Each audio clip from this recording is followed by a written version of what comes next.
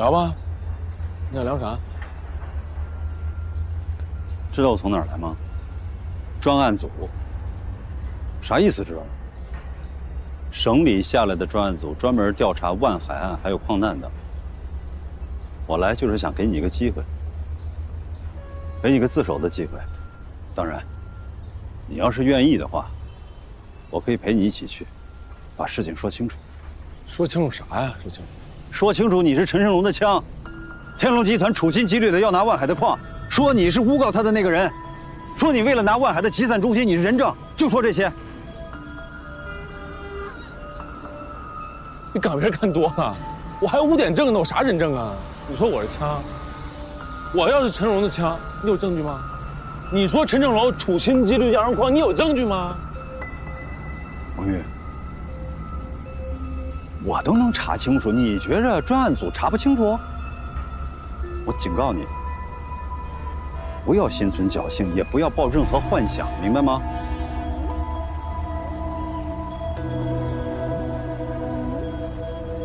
我问你，专案组能摆平东平的事吗？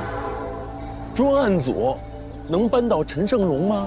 勾结官员构陷万海，制造人命矿难，把东平司法系统当作扳倒对手的工具。我告诉你，王宇，参与这件事情的人一个都别想跑。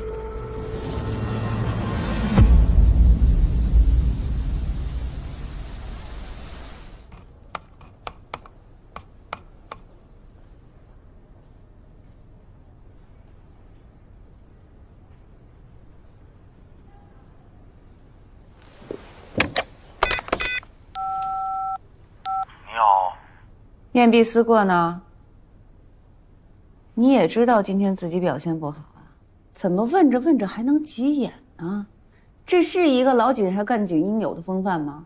都是套路，我故意的留的破绽，但是说我也确实应该向亚平组长继续深入。哎，行了行了，你过来，有东西给你看。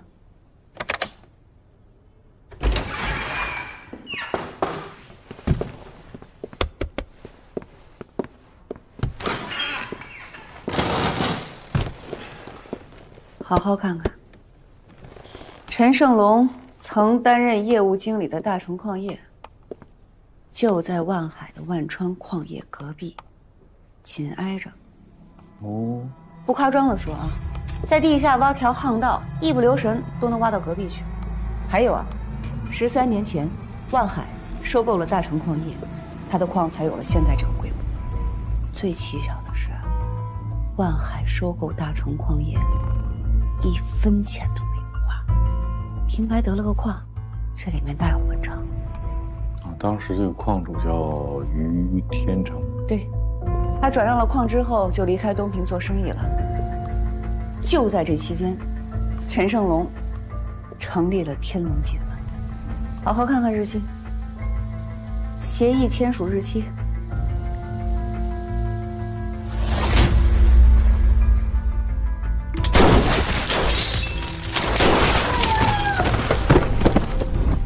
不是我们要死你，巧不巧？洪亮，我是大胆猜测的，你自己小心求证吧。我们仔细调查了你的矿，发现其中有几个关键的节点，一个是在3年前发现铜镍，矿的身价涨了好几倍，还有一个关键的节点是在13年前。13年前，你将隔壁的大成矿业合并进来，万川矿业的规模大了将近1倍。我们还发现，你并不是以收购的方式达成合并，反而1分钱没有花。你是怎么做到的？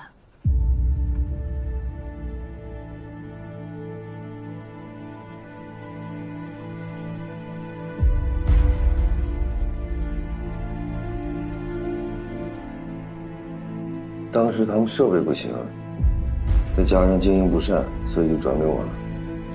据我们了解，铜镍是在原来的大成矿业发现的，对吧？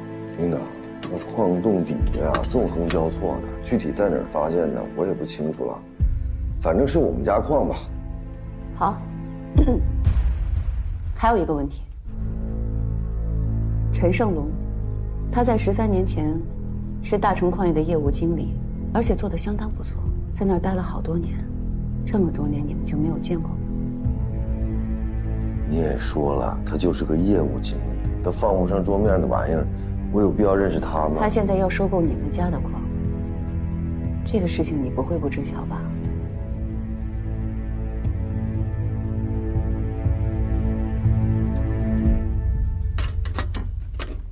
领导，之前我们家矿上发生那样的事儿，你也知道，那是我跟万红说的，就谁愿意买就赶紧卖，能赚点就赚点。万红没告诉你是陈胜龙要收购吗？还是你刻意在隐瞒什么？我没有。万海，我们认为，这个案子从头到尾就是一个局。你的万氏集团也许在过去的经营当中有过违法的行为，但并不构成黑社会性质组织犯罪。有人意图想要抢走你的矿，利用司法手段将你和你的属下打成黑社会。你因为自保或者是因为害怕，不得不配合他们演了这出戏。而真正对付你的人，不是王宇，是陈胜龙和他的天龙集团。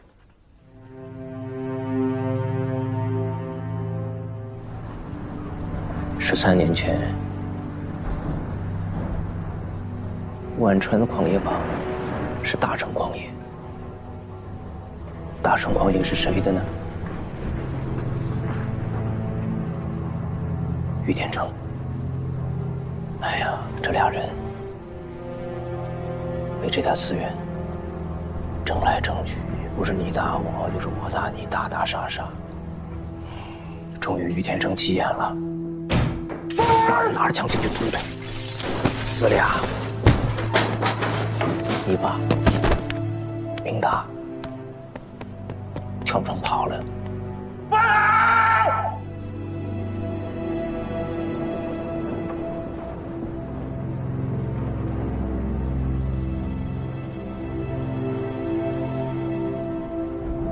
后来他们俩商榷谈判，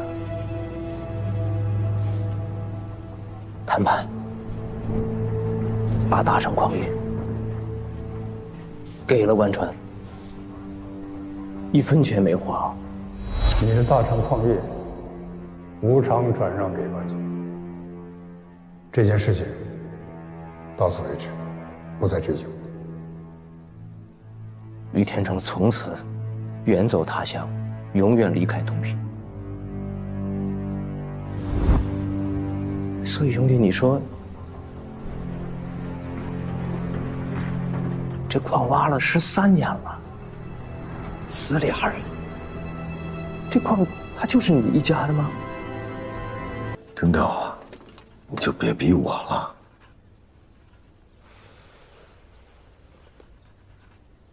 你并没有否定。万海，如果现在我们不联合起来查清案件，你们万家依然是永无宁日。下一个代价是什么？你很清楚。你以为我愿意这样吗？万海，你现在还在逃避什么？你要相信法律，相信司法正义，而不是江湖道义。江湖道义到现在为止给你什么了？你不是还坐在这儿吗？他们放过你了吗？放过你儿子了吗？行了呀。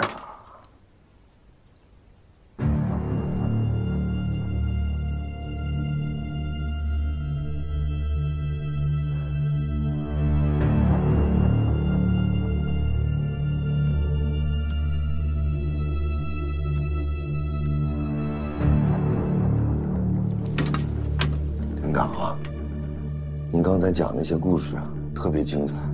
我也感激你做的这一切，但是你该抓谁抓谁，你该查啥证据查啥证据，我在这里边我帮不上你啥忙。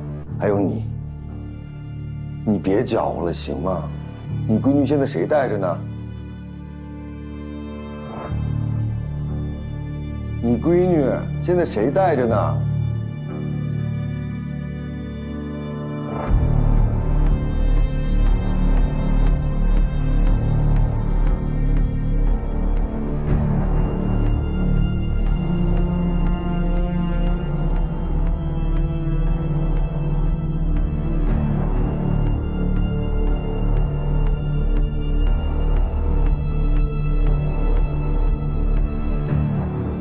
们会找到万超。于天成，你别跟我装糊涂。你要是真想退休，就凭江源几句话你就不退了？你是什么人，我还不清楚。50%的利润，你就敢铤而走险？100%的利润，你就敢践踏一切法律？现在有了这个铜镍矿，我看你啊，就敢杀人放火。可是我要提醒你，现在不是10多年前了。党纪国法不容践踏。你要是再玩你们那一套，我相信你会连老本都赔进去。你还想再把我们家卷进去一次啊？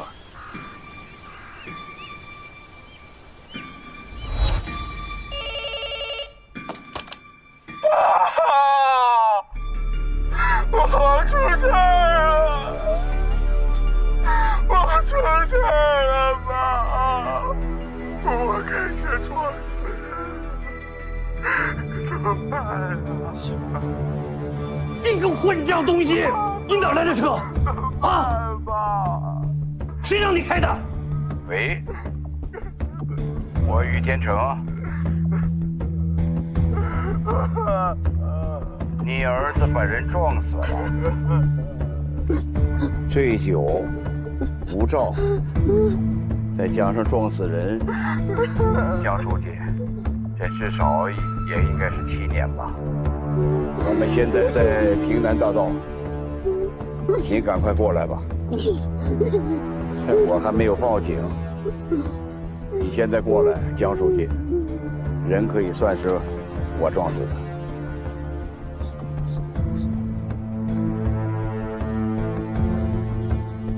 于天成，没想到你动了这么多脑筋，最后动到江远头上了。想过这么做的后果吗？怎么，江书记，你就不想想你儿子的后果了？啊？你们过来就都明白了。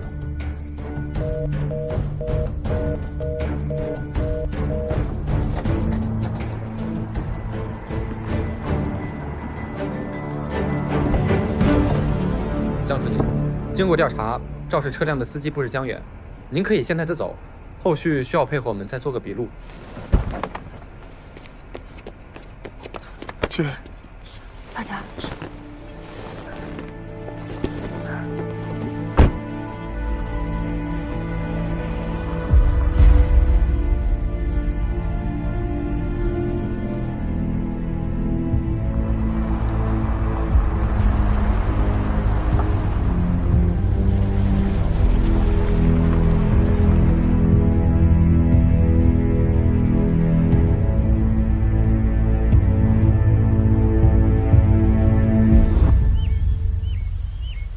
老书记，什么新能源，哪是我这把老骨头能弄明白的？小远有知识，有雄心，想干一番事业，我真的只是陪着。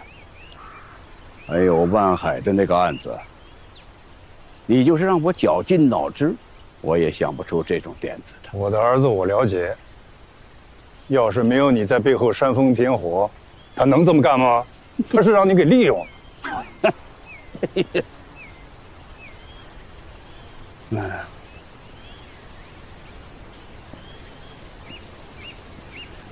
好吧，于总，你到底要我怎么干，才肯放过江远，放过我们家？老书记，谁放过谁呀？那座矿山本来就是我的，事情发展到今天，我们都收不了手。我和我的学生，包括你，早就被裹进去了，而且是被你们家江远给裹进去的，不是吗？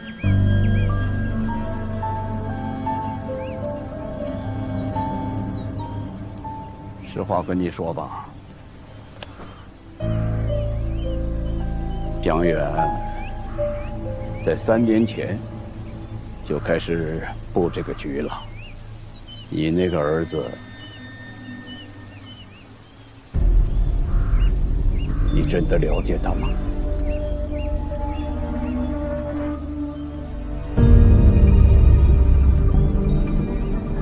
那，咱不能在半山腰待着吧？走吧，继续上山，啊！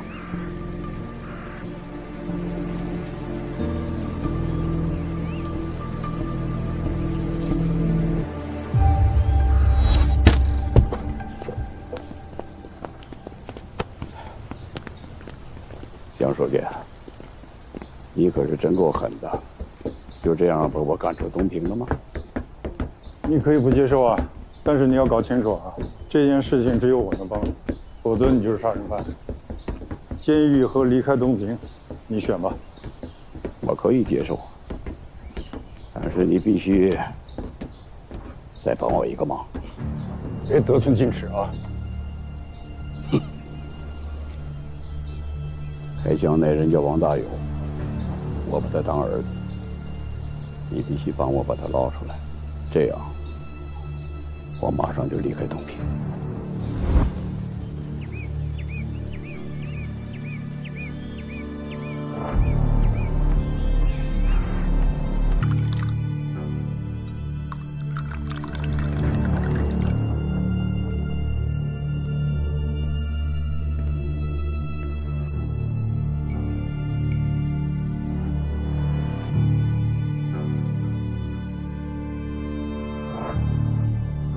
到底在吵啥呢？还是望海案吗？会翻案吗？你说他们到底查哪儿了？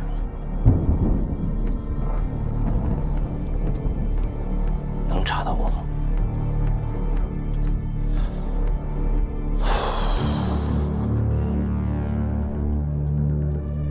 万海是王玉搞的，跟你有啥关系啊？你想想啊，你给过王玉1分钱吗？没有吧？所以你放心，查不到你的。查不到我，查得到你吗？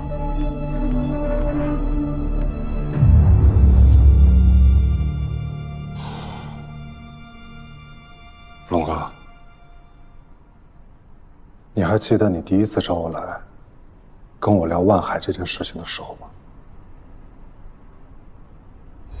老板，程律到了。陈总，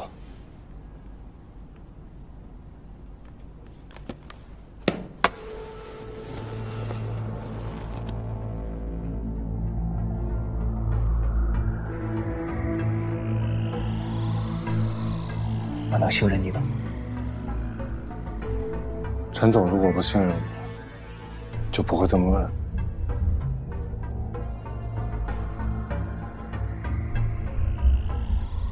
我想把一个人，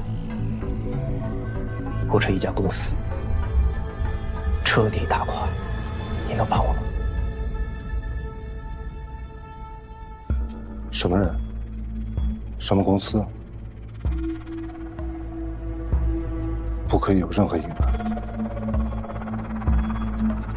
规模不比我小啊，甚至比我还大，实力比我还强。但我一定要把它办到了。如果我没记错的话，应该是1周。我用了不到1周的时间，我就把万海的体系都查清了，并且还查到了你不愿意告诉我的你跟万海之间的过节。王玉，原物资集散中心的老板，我可以将他做成是在被万海的威逼利诱之下被迫出售集散中心。在这个案子中存在着非法拘禁、故意伤害、强迫交易、敲诈勒索，任何一项罪名都可以打败万海，更何况数罪并罚呢？人证我也物色好了，在下一页。陈有才，这几年他的公司年年亏损，经济十分紧张，拿下他很容易。陈总，这就是我的方案，按我说的做就行。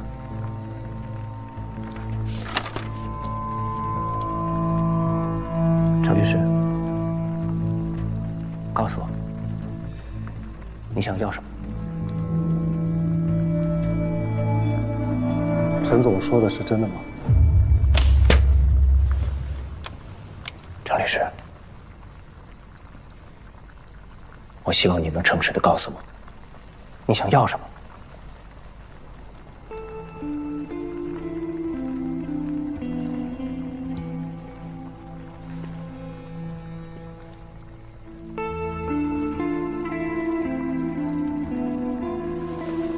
陈总，你的故事我听过很多遍，我的故事，你想听听吗？我呀，就是个农村的孩子，从小我就知道读书是我唯一的出路，所以我就一直发愤图强，刻苦学习，考上了大学，进了检察院，当了一名检察官。我以为这样我的命运就会改变了，但是我错了。我发现我根本不适合这份工作。我不想要一份一眼就看到头的工作，然后平淡的过完一生。忽然有一天，我明白了自己想要什么。我想要出人头地，想要荣华富贵，想要改变命运。所以我辞掉了工作，来到了东平，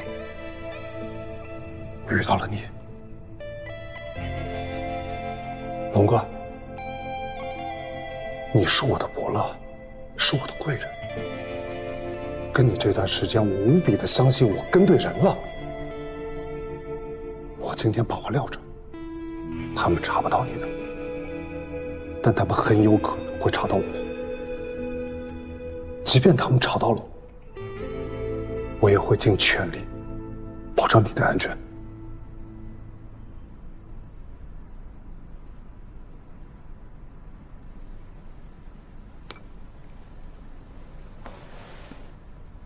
子健，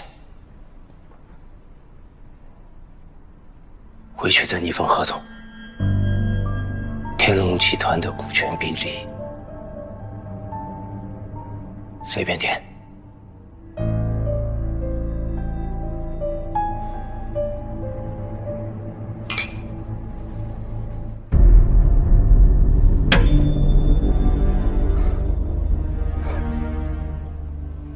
都说世间万物都有自己的规律，但我偏偏不是一个喜欢循规蹈矩的人。我觉得只有打破规律，活得才有意义。所以龙哥，咱们必须把这个命掌握在自己的手。说白了嘛，饿死胆小的，撑死胆大的。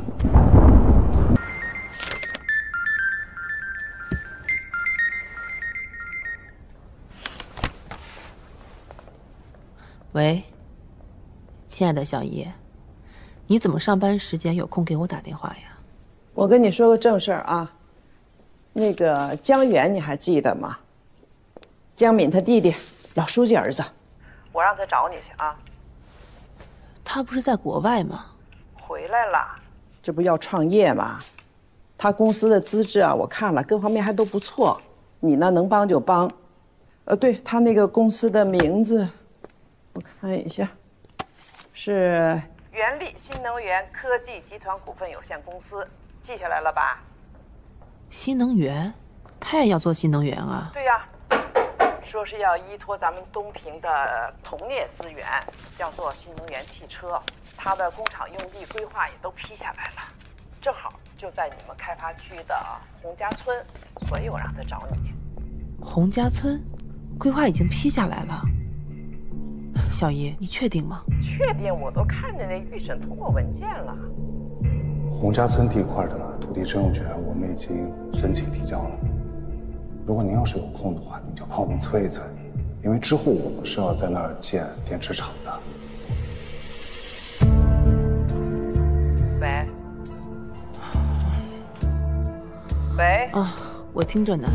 你呢能支持就支持，原则是不违反规定和机制的情况下啊。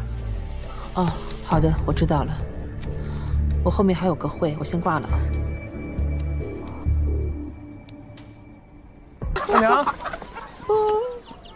大娘，你是？我呀，小远儿，江远儿。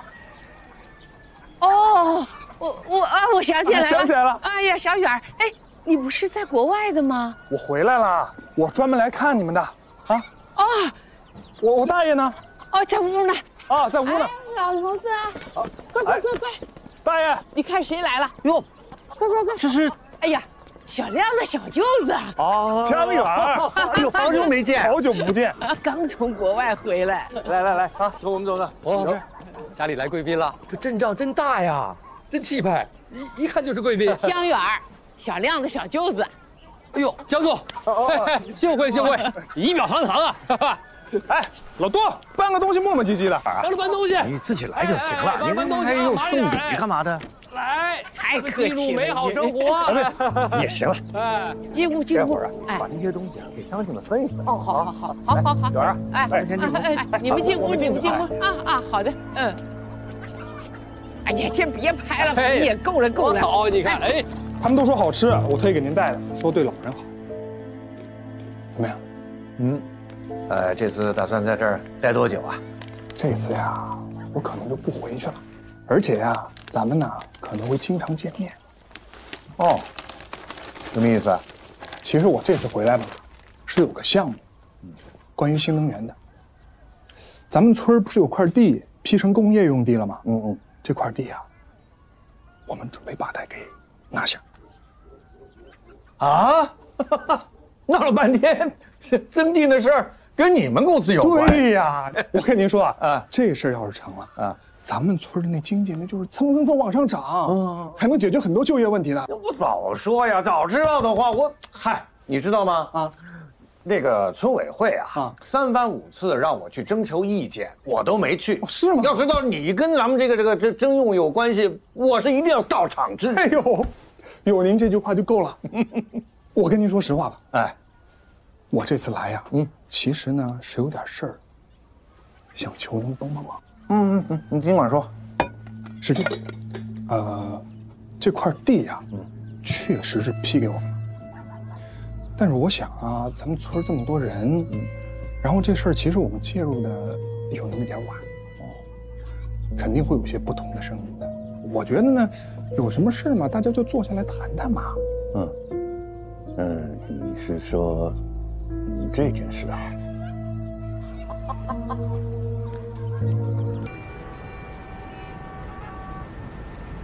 江远，你想回来发展，想大展身手，这些都可以，但是不可以打着我的旗号，更不可以在我曾经工作过的地方，人家会怎么看你，又怎么看我？领导，这事我得反驳您一下，我从来就没打过您的旗号啊，这事我都没求过您，对吧？我在东平创业，纯粹就是靠我自己的本事。那现在是公平竞争的时代，那东平现在有资源，有规划，东平要发展，我也要发展的，这有什么问题吗？别的地方都可以，就是东平不行。你给我离开东平。不是为什么呀？只有东平才行啊！东平有铜业，其他地方没有。而且我都规划了3年了，您现在上我说离开就离开，我怎么离开啊？我3年了啊！3年前你不是还在国外读书呢吗？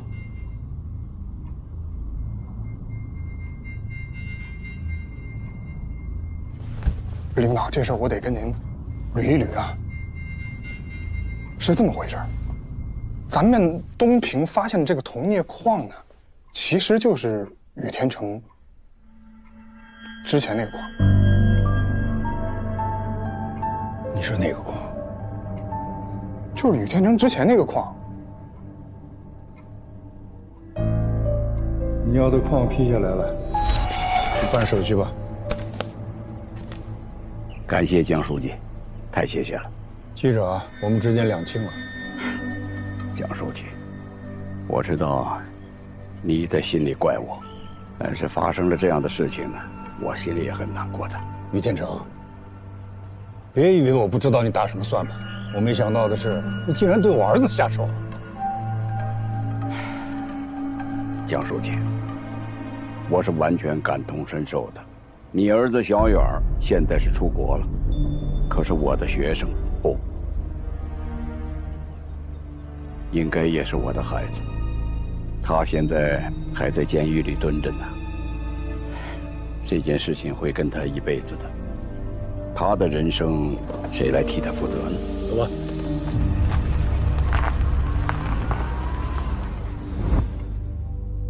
你说，3年前你们就已经开始？啊，不是，其实是13年前。13年前，万海抢了于天成的矿，然后3年前，于天成想把矿拿回来，因为矿里有铜镍。那现在正好，那万海他是个黑社会啊，那黑社会我们就可以顺理成章的把那矿……哎，你想干什么？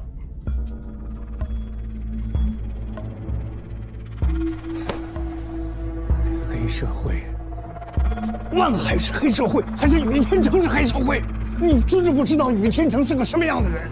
你为什么不告诉我？不是他怎么了？您多久没见过于天成了？您知道他现在什么样子吗？于天成他的公司都上市了，在香港上市了。我现在跟他合作是因为我能利用他呀，他有资本，我有能力，对吗？那万海有什么？他就是个山炮，这事儿他干不了。只有于天成，只有我能干。万海他现在是个黑社会，他13年前也是。谁说13年前万海就是黑社会啊？啊？谁又说13年前于天成的不是黑社会啊？我告诉你，不可以。万海必须是黑社会，他要不是黑社会，我跟于天成就拿不了这个矿，我拿不了这个矿，这3年我就白干了。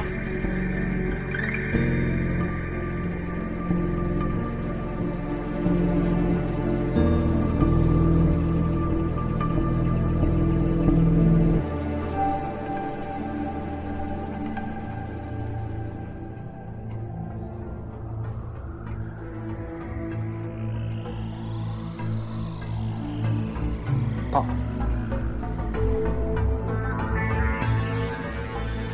我没有退路。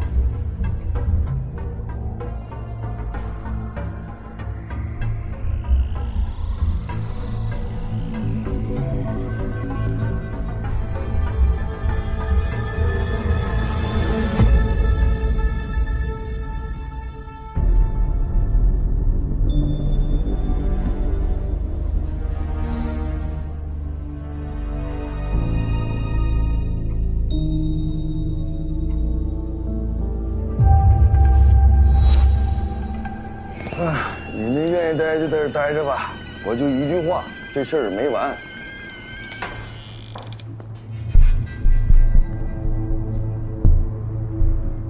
江书记，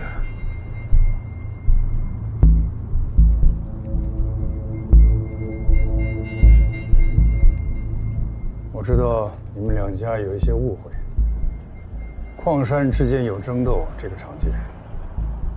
可是你们闹到了持枪杀人，这个事情性质恶劣，必须要依法严肃处理。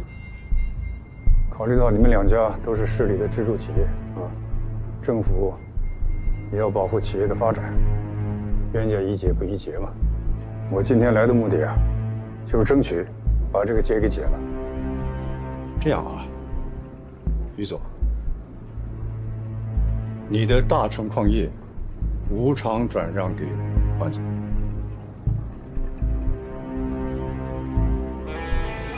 还有，你离开东平，另谋发展。万总，这件事情到此为止，不再追究。我的时间有限，有什么想法说。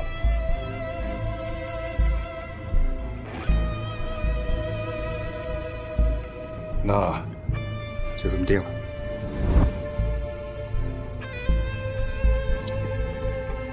同志们，在前一段的工作中，我们发现我省东平市办理的万海黑社会性质组织案存在冤错嫌疑，一些国家机关工作人员，尤其是执法司法人员，存在疑似充当黑恶势力保护伞与黑恶势力沆瀣一气的问题线索。经检察机关初步调查核实，万海黑社会性质组织案存在定性存疑、证据不清等问题。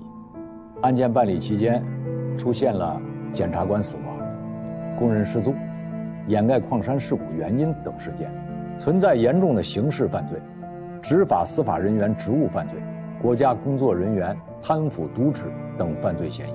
这样影响恶劣的犯罪案件，全国罕见，必须彻查、根除。经请示省委同意，自今日起成立专案组，对相关犯罪线索正式展开调查。经上级研究决定，正式成立519专案组。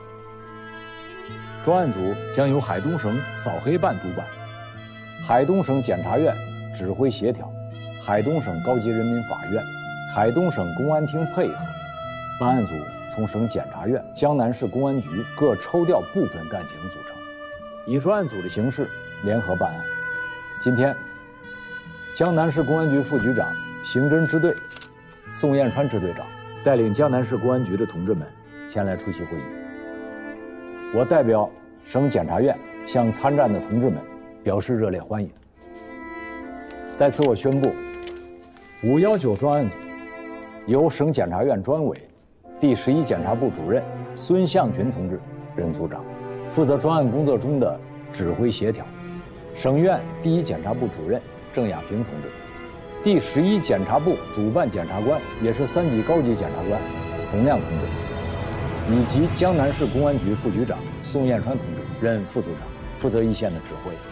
专案组要尽快查清全部的案件事实，收集固定相关证据，坚决彻底把违法犯罪人员一网打尽。检察院的同志们要注重依法查处司法工作人员的职务犯罪。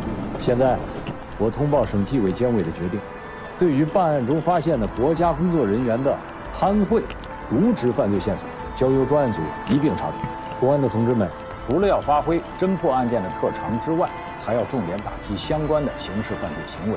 总而言之，时间紧，任务重，压力大，同志们要不负重托，鼓足干劲，战必胜，攻必克，一举拿下这场攻坚战。祝同志们出师告捷，早日凯旋。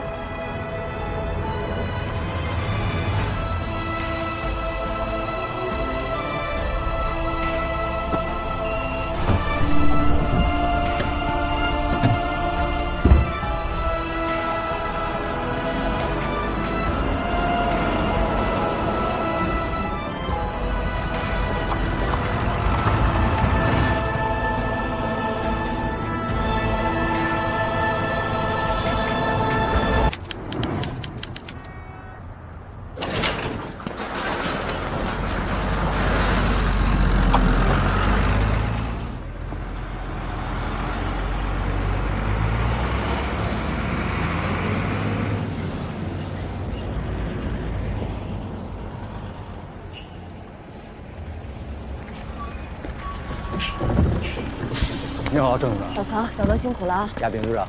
这位是江南市院1部主任王春祥同志。你好。这2位是我们省院下来打勤战的，都是11部的同志。这也是我们江南市院经常用的一个点儿啊，是离东平最近。办公室还有会议都在2楼。王亮怎么了？啊，你感觉脸色不太好，不舒服吧？哪有晕车？公安的同事现在还没到，所以现在都是我们检察院的同事在布置。这个发案基地啊，已经收拾差不多了啊。我带你们大伙儿看一看。这个地方啊，是我们的综合会议室。将来我们两边开会啊，就在这儿。那边是公安同事，他们人还没到。这边呢，就是咱们办公室。平时啊，我们内部要是开个小会啊什么的，就会在这儿啊。我们终于把大伙儿给盼来了。哦，对了，这边呢还有2间办公室。郑主任，这是你们1部办公室。这边是我们11部的办公室。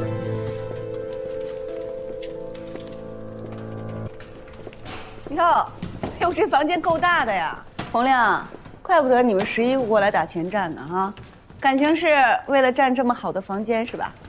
把自己安排挺好啊你。晚饭我不吃了。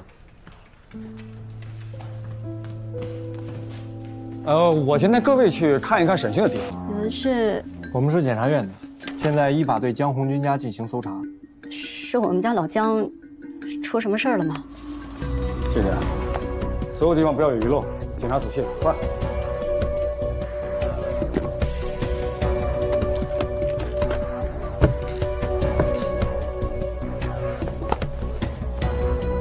曹老师，怎么样？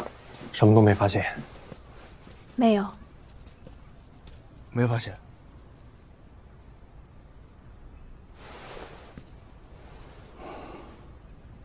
说对了。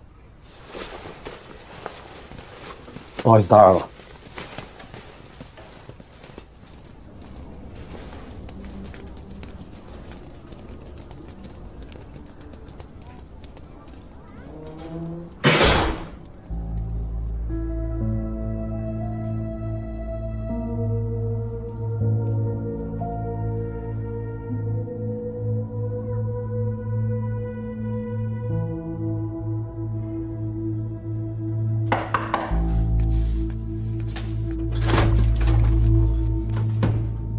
请问隔壁谁住啊？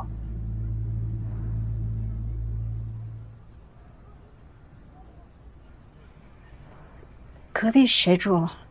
我在问你。隔壁是老江弟弟的房子，不过他人在国外，这房子一直没人住的。打开。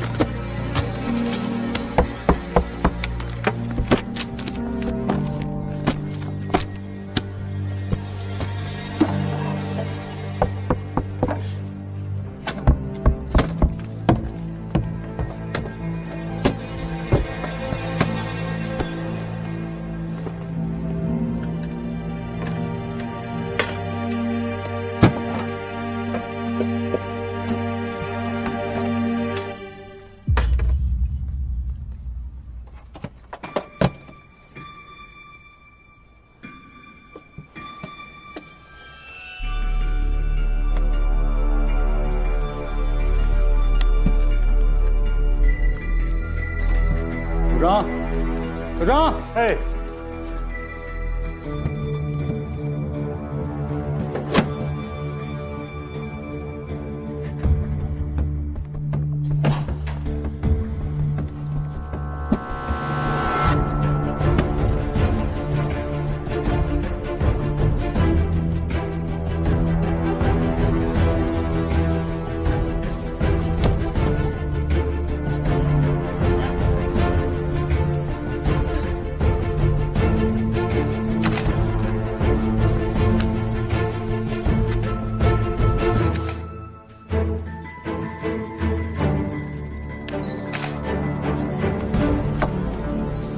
江红军，正科级哈，你现在一个月基础工资是5000出点头，那上个月呢加上乱七八糟的实领是6742。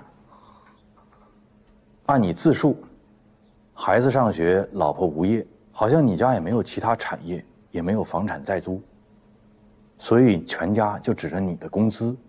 那你们家有没有额外收入？财产问题，我经得住查。没有额外收入，没有。所以有没有额外财产？没有。没有额外收入，也没有额外财产。对。那么说，323万现金以及28块金条是从哪儿来的？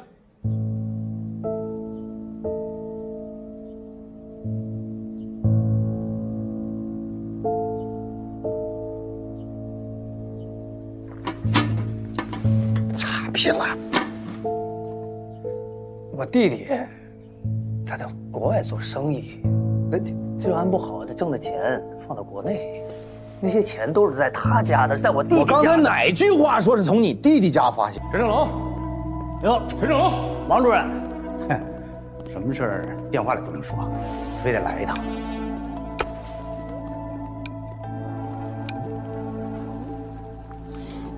今天万海见完他兄弟，暴跳如雷啊！是不是你们逼他？然后他问我，怎么申诉？你知道这意味着什么吗？我告诉你，如果真的有那一天，你们谁都别想活。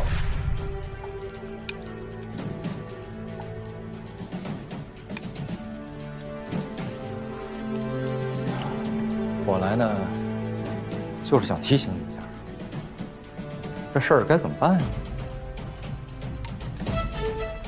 琢磨琢磨。哎，琢磨琢磨。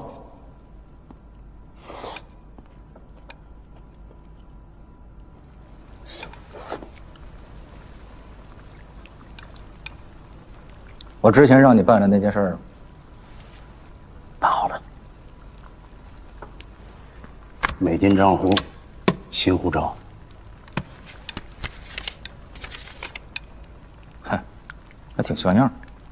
专业的人干专业的事儿呗。王主任，这事儿呢，还得麻烦您盯紧点儿，您多费心吧。盯。哎呀，是盯着。但是你们呢，也别把他逼得太狠了。就那矿糟蹋成什么样了，还觉得不够啊？差不多就行了。别以为什么事儿我们都能替你铲平。当年的事儿能办成，那也是靠上面那位。要不你以为谁愿意冒着险接你们这种破事儿？那是他们一两个人能解决得了的吗？陈胜龙，我问你，现在上头那位还罩着你吗？啊？所以啊，搞清楚，没完没了的，见好就收吧。出了事儿，谁都跑不了。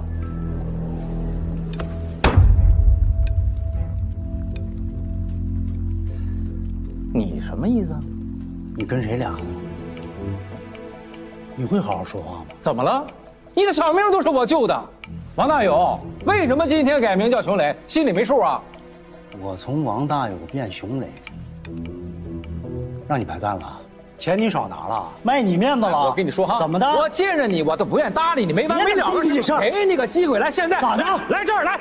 我告诉你，别以为给你个身份证，你就把自己当人了，没我早死了，知道吗？我发电厂缺垃圾了，你想发电呢？你想死？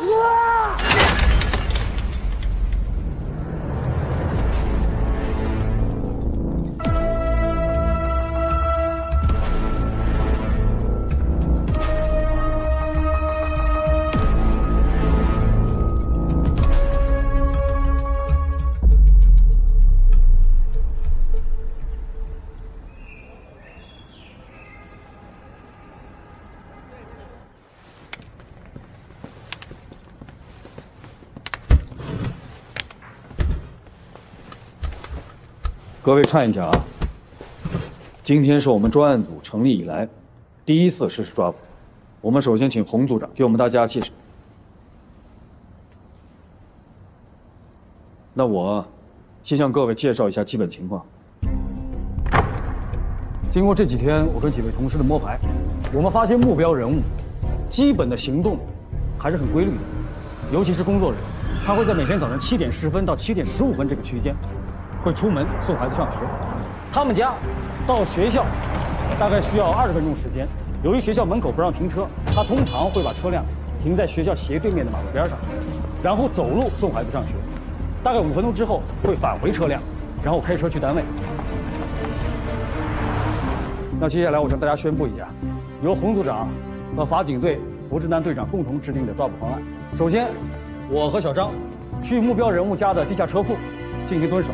只要目标人物一离开，我们会立刻上楼。咱们法警队胡志安队长会带一队人，会在学校门口进行布控，择机实施抓捕。现场由我指挥，我对讲机是1号，那就劳烦各位调到11频。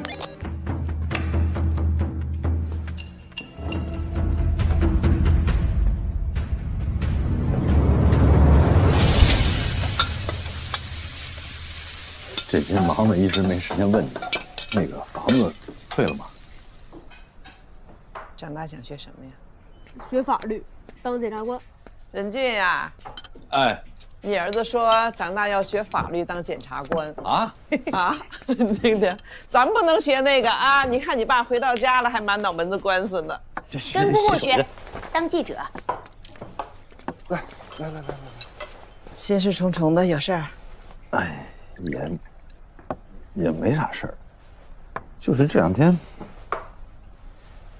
有点懵，老想起刚进市院的时候，那时候吧，就立下志向要当检察长。10几年过去了，这愿望终于实现了，心里反而空落落的。太紧张了，过一阵就好了。小姨，开饭了。好，来，请入座。来，上座。一坐在这长10岁。孩子呢？谁让您的家长呢？其实咱一家人在一块吃个饭就行，你不用搞这些名头。那怎么行？你现在都升为李检察长了，你又不能出去跟那些同事们聚餐，咱自己在家还不能好好庆祝了。这生活需要仪式感，懂不懂？是不是，检察长夫人？你少来。不过咱们一家人确实好久没聚了。小姨，您发个言，咱们就又让我发言，他老说我官话套话是吧？我今天是来蹭饭的。那个任俊，你说2句吧。大都西山的房子，你为什么不退啊？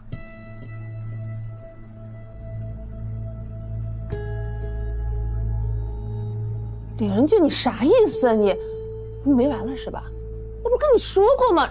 咱又不是没给钱，你怕什么呀？你们开发区主管着天龙集团，我又刚刚升职，就不能用这么低的折扣拿人家房子？你才转正几天呀，你就跟我耍官腔是吧？子健，你说这个价格是单独给我的吗？当然不是啊，嫂子。安书记，哥，这就是一个降价处理的尾盘，谁买都是这个价格。你听见了没有？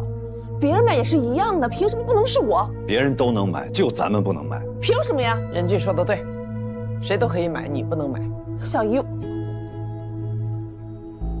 哎，咱吃饭嘛，这不是让你说2句，你说什么不好说这个？你又不懂，你别插嘴。什么我不懂啊？气氛都给你搞坏了。来，我们喝一杯。来，嫂子不生气啊，嫂子。来，哥。怎么回事？这烦人。喂。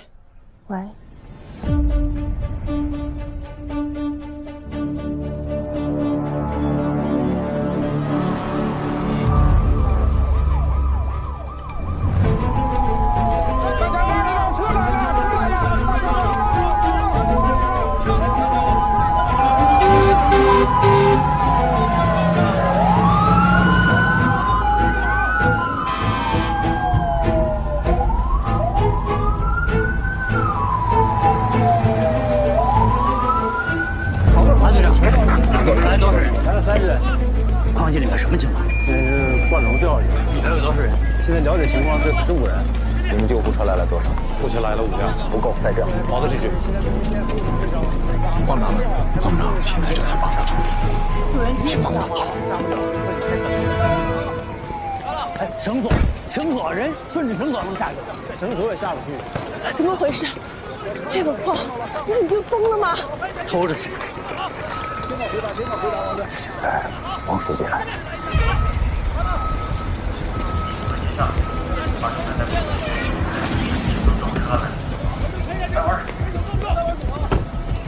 王书记，王书记，现场在哪里？在上面。现场伤亡情况怎么样？报告书记，万川矿业第18号矿井的升降灌龙，年久失修，刹车失灵，导致坠落。现在15个人在底下，伤亡情况不是很清楚，但是我们已经第一时间展开救援了。明白。脚石已经修好了，灌龙已经拉上来了。那矿井呢？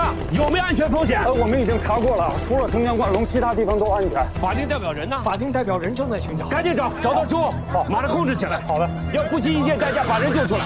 疏散出快速救援通道，小心！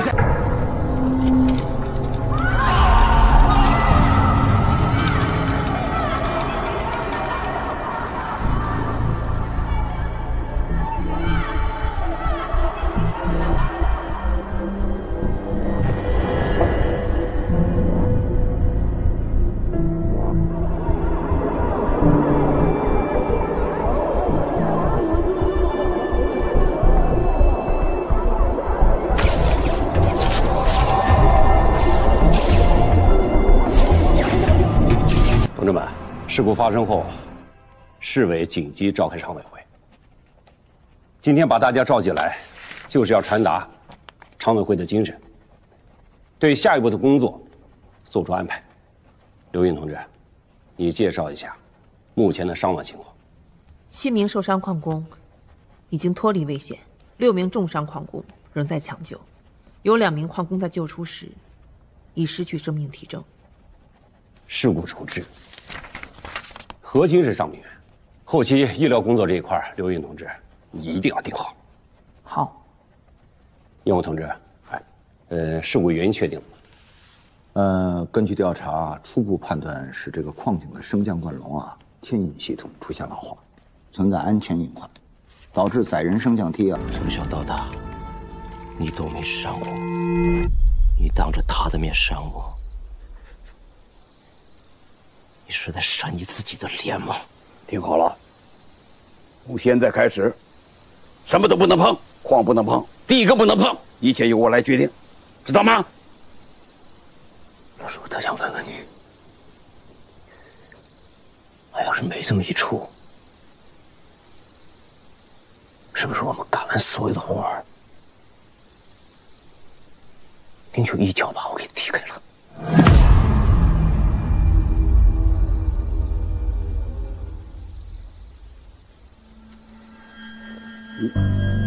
你疯了你呀！一个个全洗白了。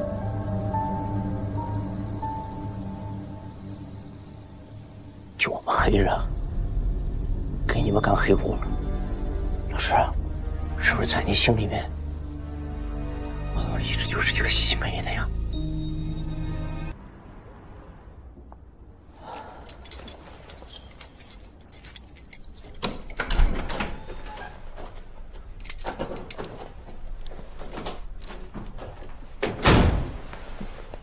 回来了，没吃饭怎么办？先洗洗手，我去煮面。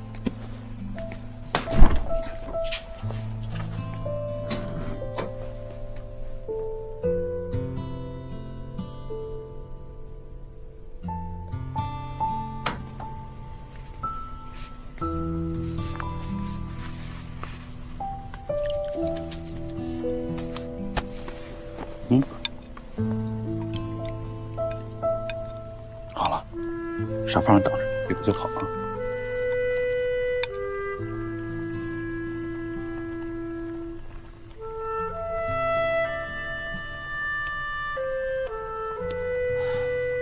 你说我怎么这么倒霉？3年了，终于等到万海案宣判了。我眼见万家这个矿的问题就能解决了，偏偏这个节骨眼出事儿，这矿难一出，这谁还敢接呀？等过段时间再好好聊聊呗。估计没戏。也是，能接这个的，公司肯定都得有实力。哎，现在是哪家公司在聊？天龙集团。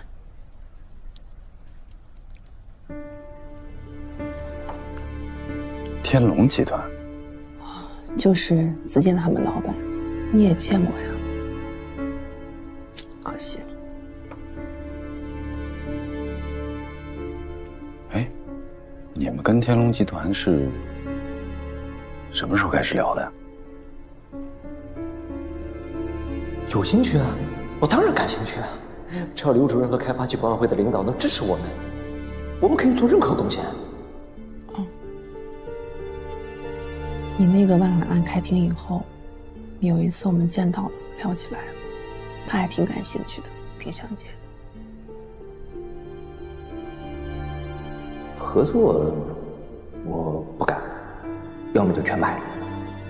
我就这个小小要求，我只有全盘收购，我才能全情投入啊。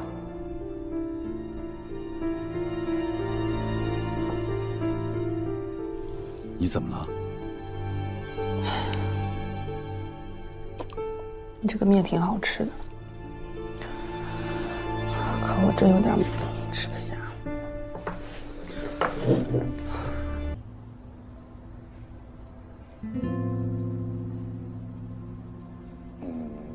我方便问一下，从事什么职业的？会计。因为啥呀？当年有人来财务室抢钱吧？结果呢？人抓着了没？没几天就抓着，主犯死刑，一级执行。我爸走的时候，我还小，那年我12岁。那得是10多年前，哪一年啊？那是13年前。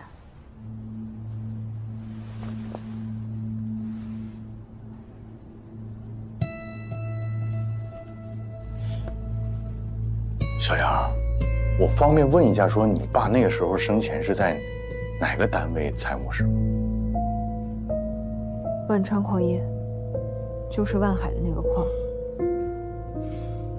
明白了，你爸是13年前万川矿业131枪击案被跳弹击伤，最后不幸逝世的那个杨会计。对。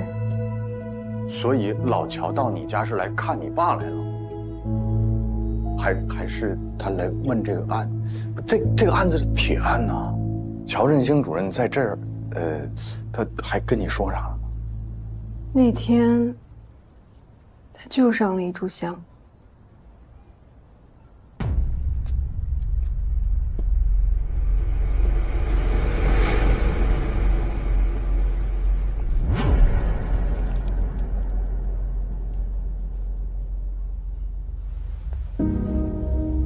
对不起，当年的案子办错了，杀害你的凶手，我们搞错了。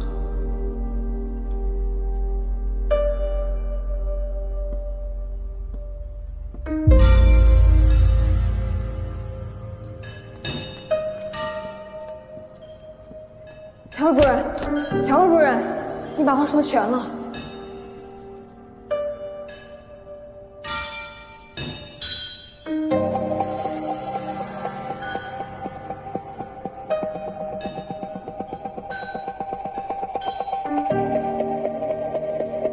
办错了，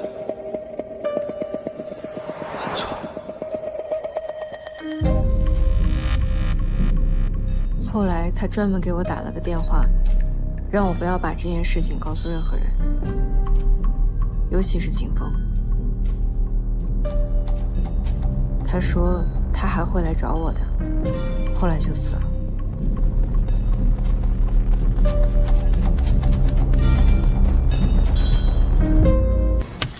行了，谢谢四姐。你点一下，来，这里还需要您签个字。老杨，晚上喝点，我请。哎呦，我今天可不行啊！今天这矿工下矿下的晚，这会儿还得洗澡呢，我等着怕发工资呢。那等会儿你不就完了吗？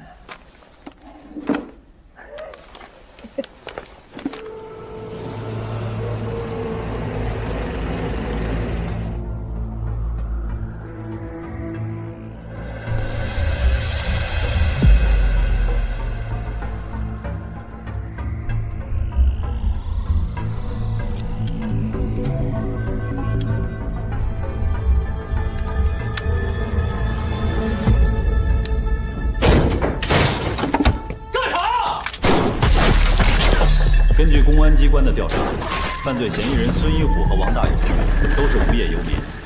13年前的1月31日晚，孙一虎伙同王大勇到万川矿业财务室进行抢劫，当场造成2人死亡，1人重伤，后因抢救无效死亡。本院认为，上述犯罪事实清楚，证据确凿，被告人供认不讳，其罪行严重危害社会治安，破坏社会秩序，判处孙一虎死刑，剥夺政治权利终身。孙一虎，你还有什么遗言吗？签字。已对犯罪嫌疑人验明正身，带走。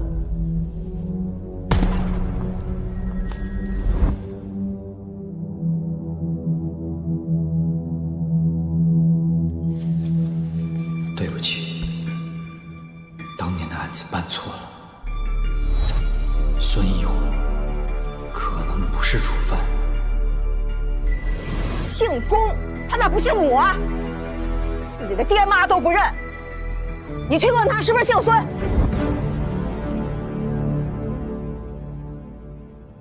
你爸的命啊，就这样，他胆儿小，杀鸡都不敢，开枪杀人的肯定是王大勇。你爸就是被他们逼着顶的罪。说警情通报有误的是你，拉我去医院再次问杨正的是你，说去向许之汇报的还是你。那我写报告让你签字，你为什么不签？你为什么不签？说，告诉你我为什么不签？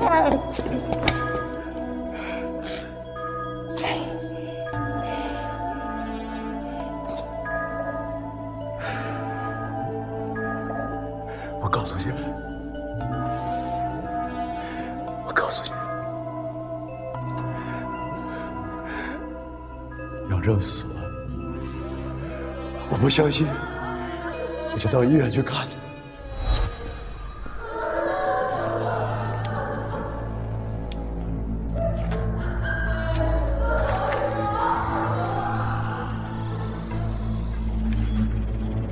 你怎么过来了？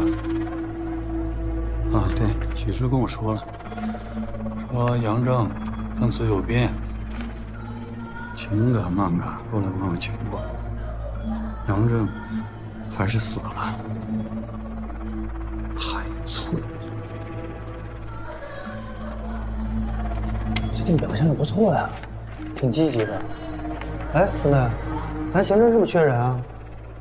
你打个报告，让哥给你调过来，到时候咱一块儿干啊。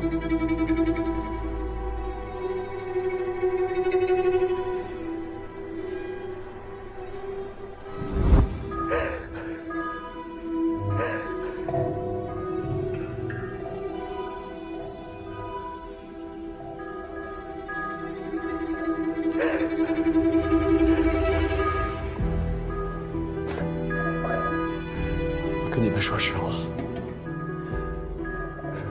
我自己本来也想继续查一下他，可是他们把我调到了襄阳。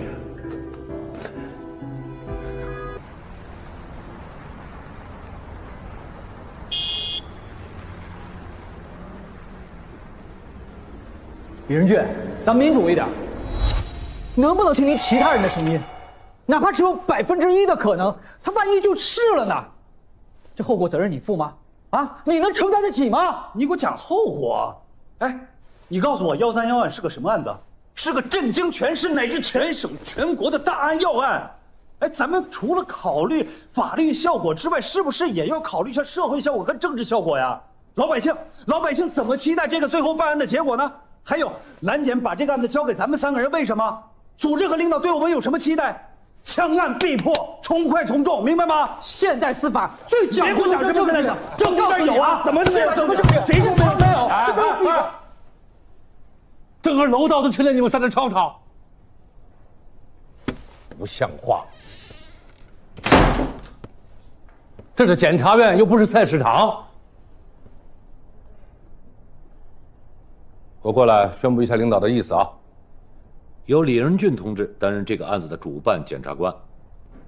我还是那句话啊，你们呐，心里头有点数，啊，大局为重。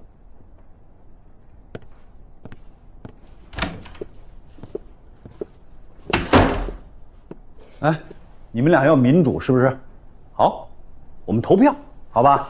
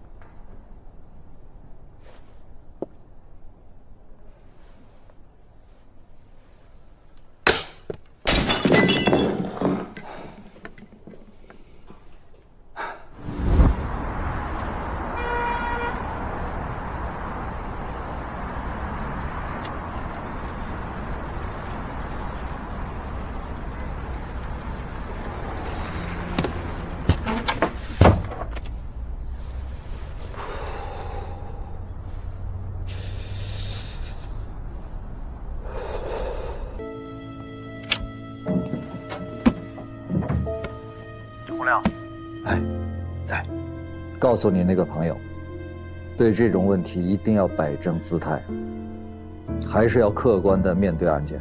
不管是目前正在办的案子，还是以前办过的案子，该汇报的就要汇报，该推翻的就要推翻。司法的公平正义，永远是第一位。记住了，洪亮，比起一个错案带来的长久的社会影响和法律影响，个人犯错的责任其实是微不足道的。你在东平的假期进展的如何？非常充实，收获颇丰。行，挂了吧。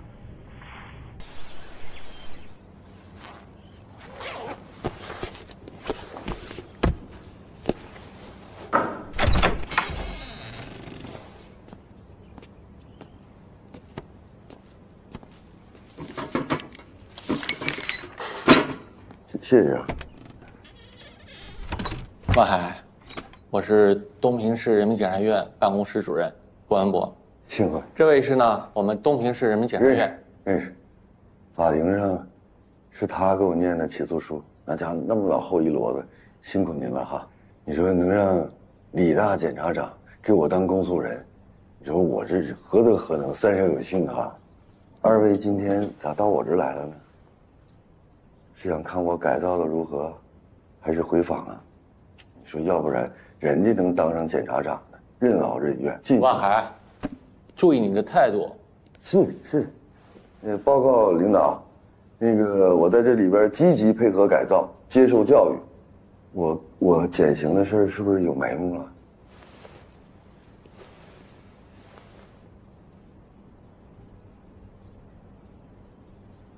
万海黑社会性质组织案，我个人认为办得不彻底。他还想咋彻底呀？这判了10年10个月了，再彻底就无期了。在你开庭第一天，张文京就喊：“万海无罪，我们不是黑社会，我们是被冤枉的。”那是不是说东平公检法系统有黑恶势力的保护伞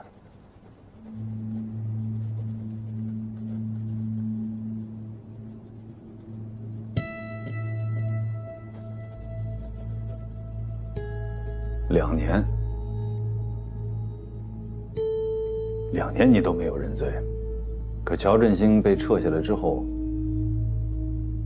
你就认了，为什么？你是怎么看待谢鸿飞还有乔振兴这2位检察官的？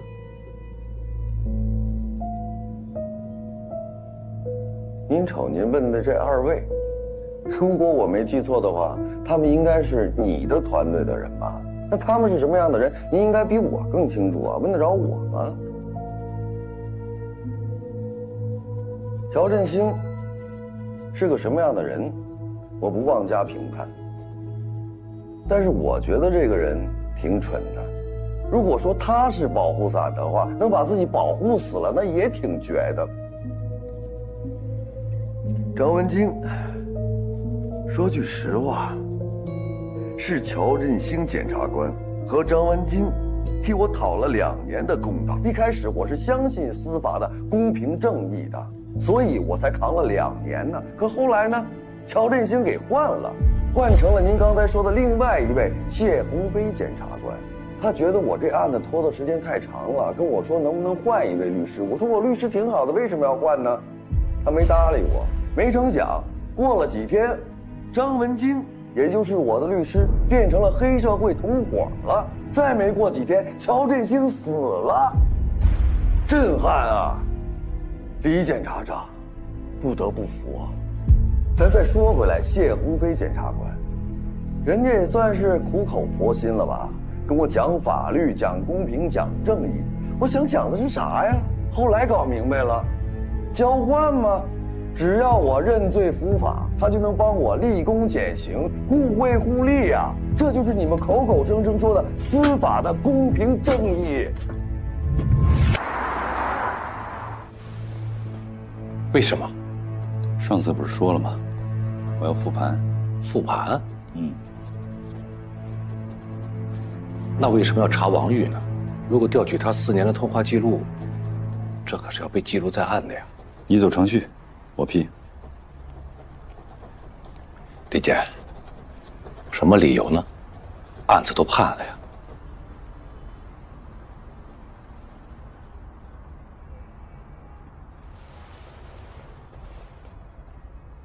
我要抗诉。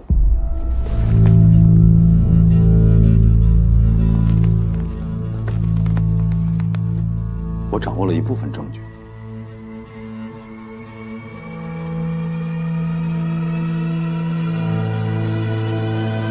好，我马上去办。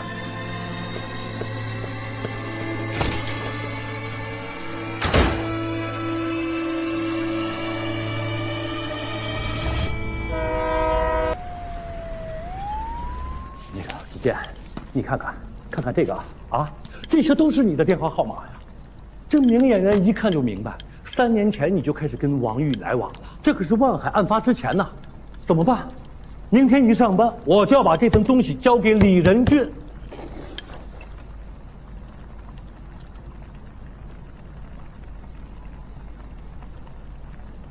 说话呀！先你冷静点儿，不至于。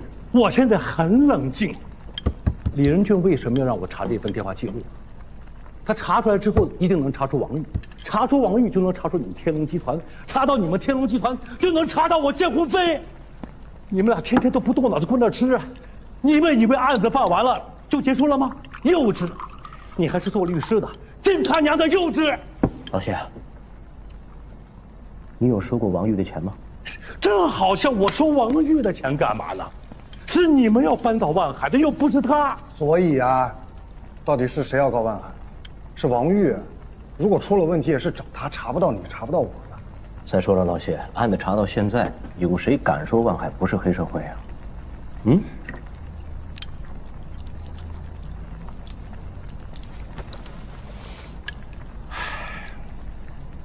行吧，行吧。我明天上班就把这份通话记录交给组织了。陈总，程律师啊，之前的咱们就不聊了。案子既然判了，我也算是完成你们交代给我的任务。这些呢，都是你们之前给我的。哦，这卡上的钱我1分都没动。老不相信这是干嘛？等我说完话。这是。咱们还都是朋友，好聚好散啊！以后呢，你们也别再来找我了，求求你们，求求你们，从今儿开始，咱们就装着谁也不认识。老谢，哎，哪有说的理退回来的？来，你什么意思啊？程子健，你拿着，你什么意思啊？不，咱这么多年了，你没有功劳也有苦劳，得拿着。你别跟我提功劳苦劳的事，我就有苦劳，我你自己也得为老娘吧。你少提我老娘！我告诉你，不许你收！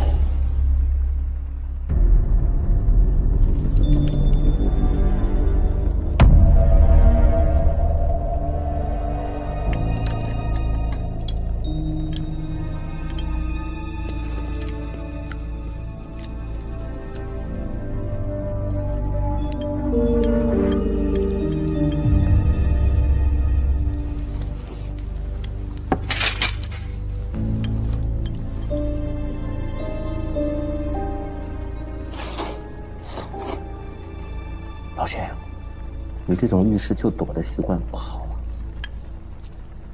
你得改啊。这有啥困难咱一块想啊，办法总比困难多，对不对？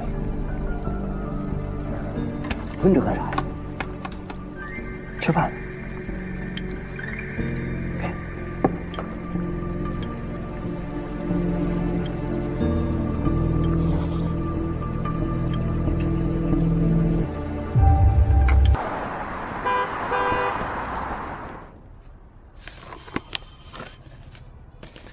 你真要抗诉吗？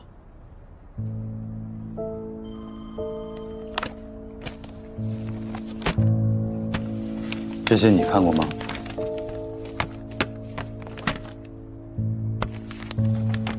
你觉得有问题吗？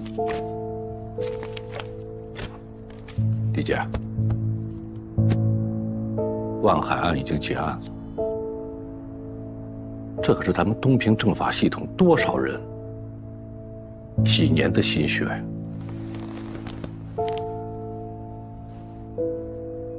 我当然知道。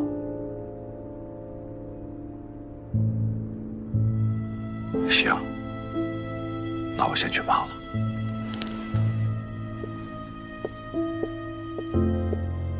老谢，你知道我为什么让你去办这事儿？我希望你还是那个我信任的人。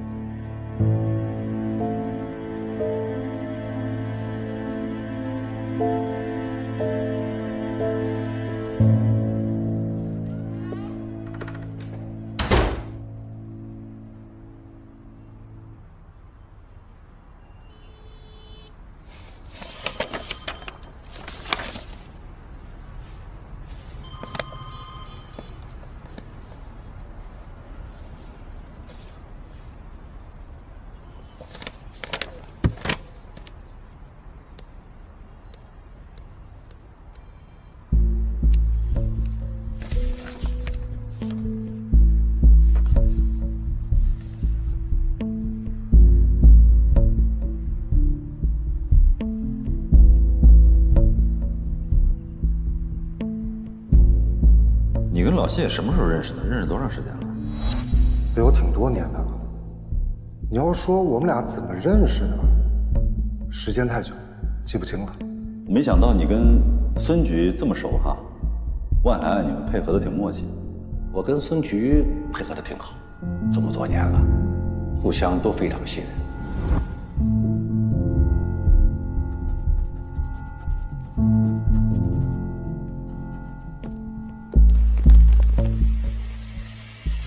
他们为了给我罗织罪名、伪造证据、定我的罪，不就是因为我阻拦了他们办万海吗？你指的他们是谁？东平市公安，东平市检察院。那你给了张文京什么好处？钱呢？给了多少钱？几次？哪几次？每次分别给了多少钱？如果你可以对涉案的所有细节重新梳理，自然会找到证据。如果万海的案子不成立，那么我的案子也自然会被推翻。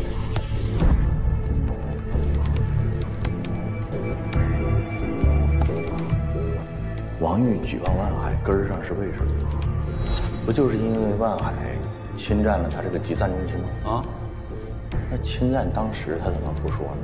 他不但没跑，他完了还给人家万海跑那儿打工去了。伤害案完了，该抓的该判的，半年了他才拿这个事儿说事儿，也是他在等什么呢？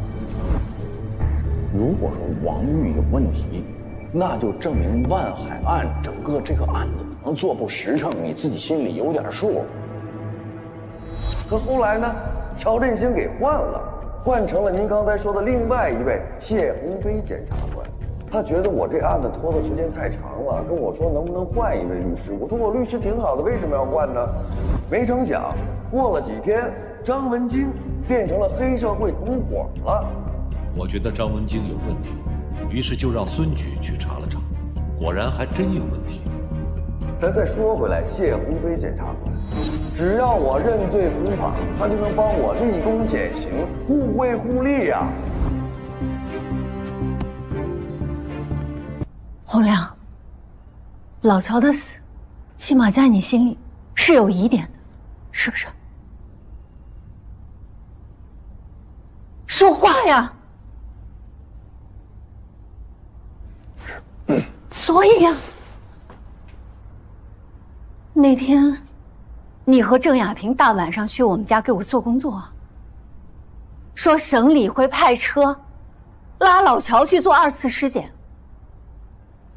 可结果呢？现在呢？现在这地底下埋的是不是老乔，我都不知道。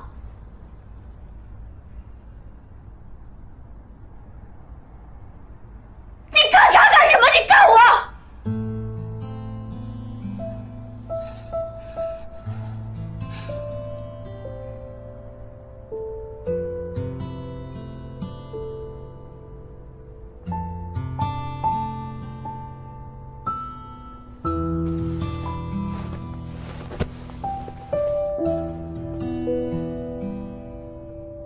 那天，我带着我们家孩子去永清河给老乔烧纸，我发现山也青了，树也绿了，冰也化了，雪也没了。可谁还记得我们家老乔是在永清河里边捞出来的？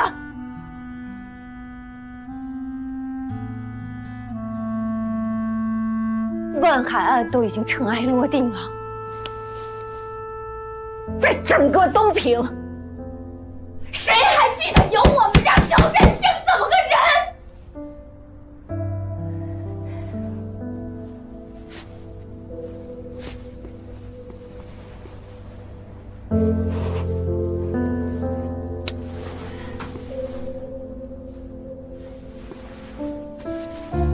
你要说没人记得，那他还有影响，就是他们认为我们两个就是贪官的家属，我们就得背着骂名躲躲藏藏一辈子。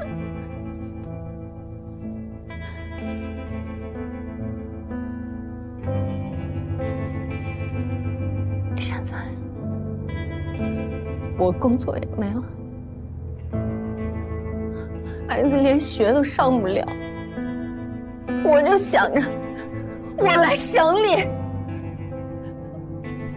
我好不容易我才见到了您孙专委啊，你呢？你说需要时间，你说让我等，我等到什么时候？我还要等多久啊？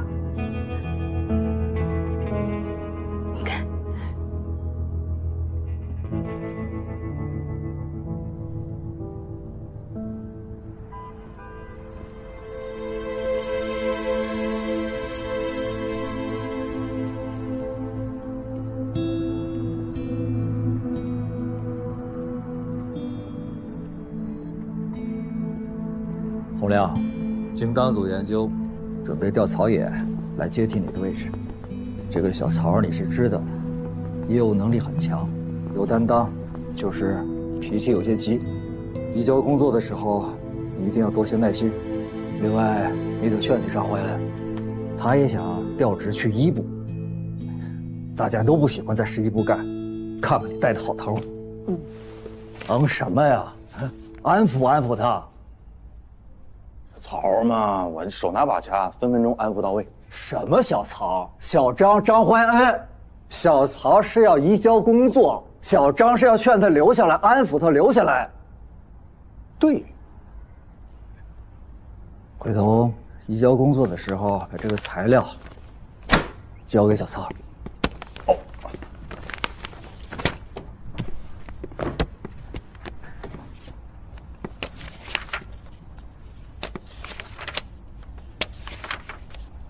多长时间？什么多长时间？上次那个中兴路那个水样，多长时间？哦，50场行。回头我帮你问问。这回啥头啊？你这不是分分钟就知道的事吗？上次您跟我说的，说只要出结果，第一时间告诉你。等等，等啥时候？再等等，再等等是啥时候？我哪知道啊！等等，我告诉你了。不是你等来等去，我衣服多了个屁的！你冲我嚷什么？等等两个字听不懂啊！出去！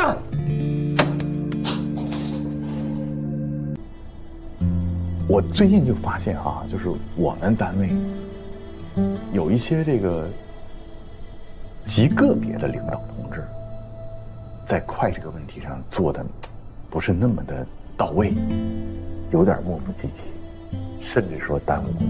胡亮，你说谁磨叽呢？我说极个别领导同志，请不要敏感了。你比方说啊，说这个我在中兴路采的那个水样报告我交了，等这么长时间了，那结果呢？你再比如说啊，乔振兴同志生前留下那个 U 盘，哎，我也交了，也等这么长时间，那结果呢？你再比方说啊，说烧尸工雷广发跑了，说让我相信东平公安，东平公安也查了一段日子呢，那结果呢？乔振兴同志家属周梅这两天来了，人家来问，结果呢？结果说他让人等等。哎，你跟死者家属，你跟人说等等，有这么说话的吗？有这么当领导干部的吗？你不用敏感了，就说的是你。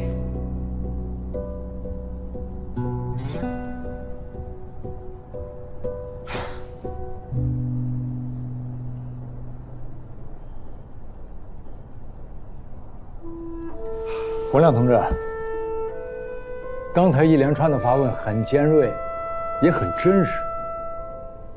你刚才提到了水漾是吧？好，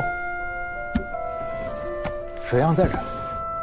你是一个即将离职的检察官，我可以给你看。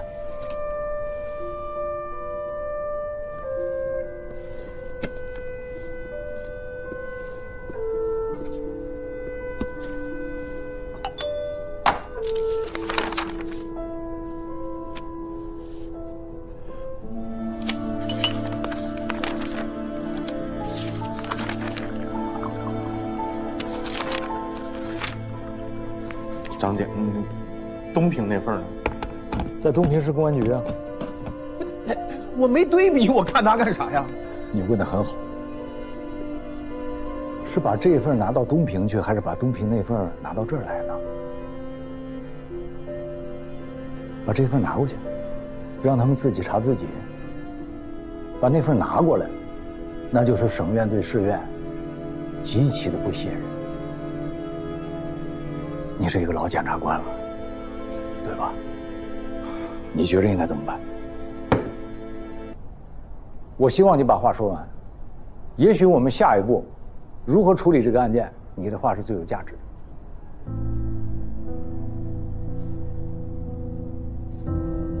好，张姐，那接下来我说这些话呢，如果您不打断，我就自动默认您同意了。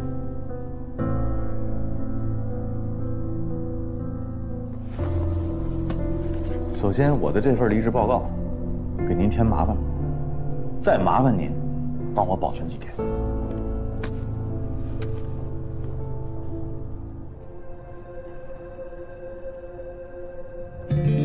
第二，孙专委，请你给我提供一份打好包的半年之内的乔振兴同志生前的银行流水和通话记录，明天早上之前必须给到我。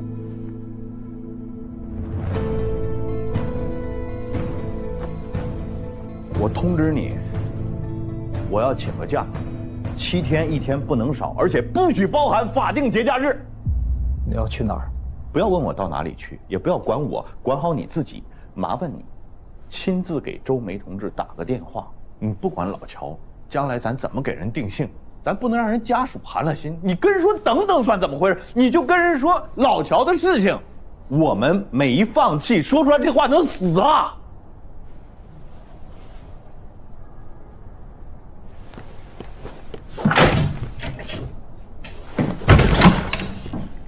张姐，我走了。我呢，现在就要让他们看看，11部不是吃干饭的。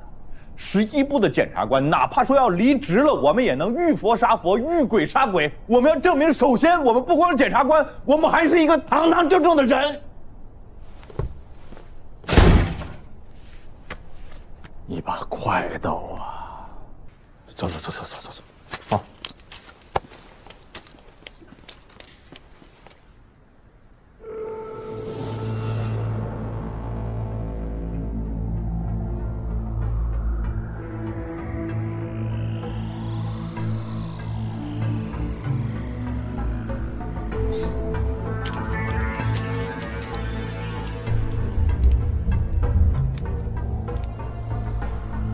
咋了？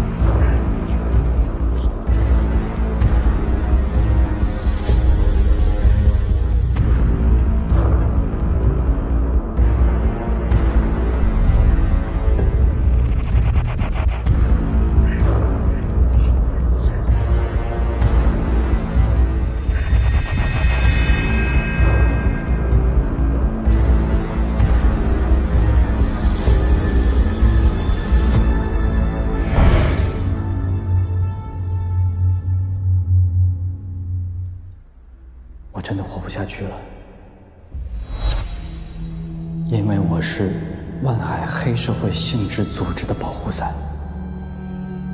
我承认，我收过万海的钱，答应帮他们洗脱罪名。我对不起党，我对不起国家对我的培养。我走到今天，都是我自己的问题，都是我犯下的错。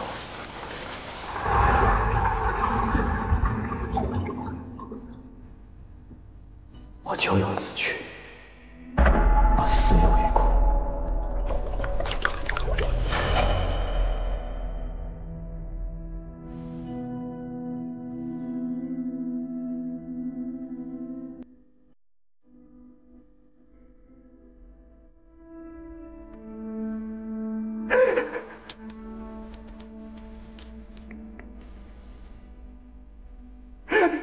妈。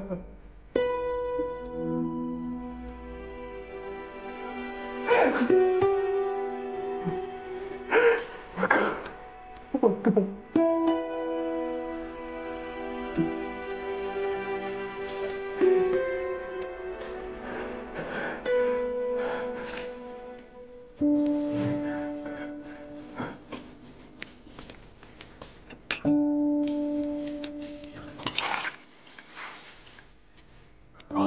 如果这水跟我哥肺里的是一样的，是不是说明他们证据作假？是不是？是这意思。不过说，今天晚上我们送去的这个水样，和之前他们给老乔测的水库的这个样完全一致。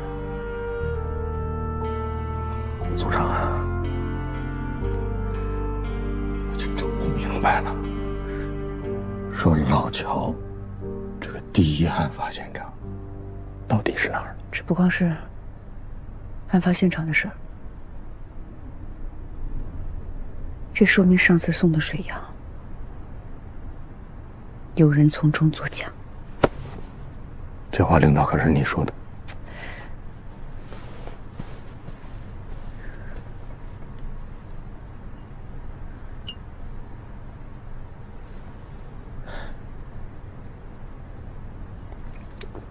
洪亮，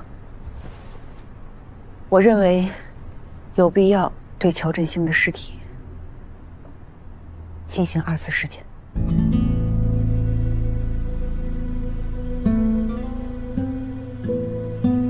说话呀！可是有一个小问题啊，组长，就是老乔现在在殡仪馆里。他的告别会就在明天上午，我约摸着也就是10点，差不多就结束，然后就送炉子里边。那个时候我们就没办法进行2次尸检。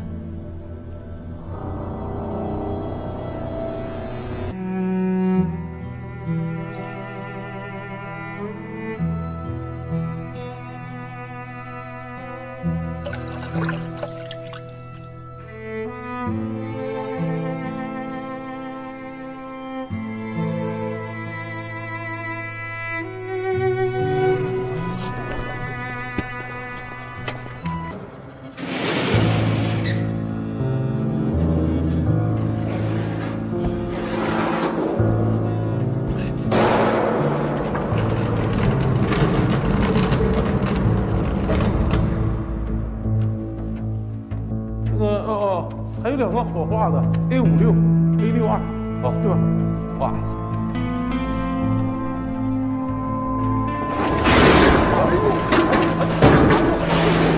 你推那车推不明白，你知道？推那个就别毛毛躁躁的了。慢点，慢点。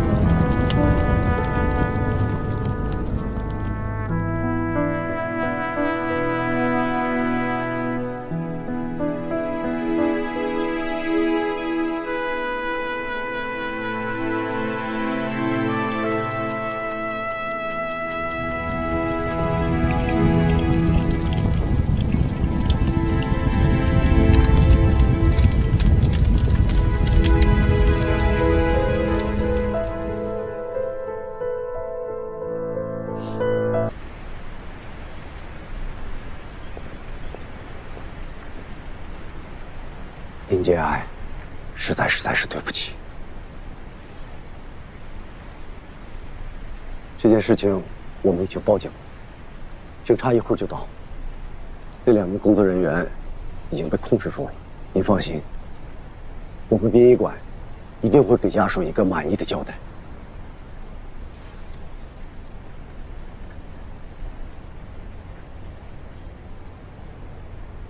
这是老乔吗？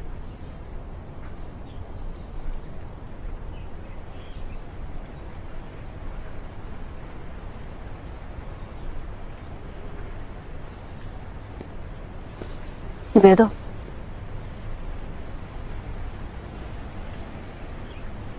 周梅，我送你跟孩子回去吧。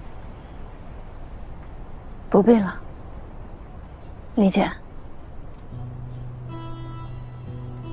不让我们开追悼会，也就算了。现在连见老乔最后一面的机会都不给啊！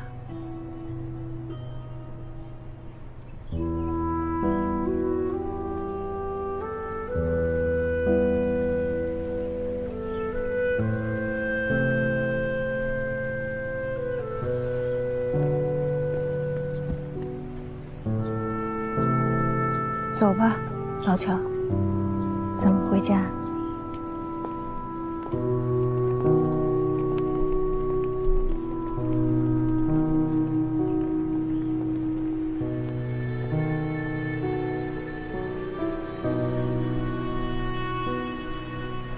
我错了，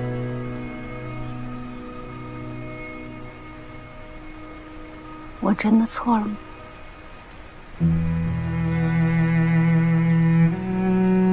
如果我今天早上要是没答应，我是不是也能见老乔一面？跟谁？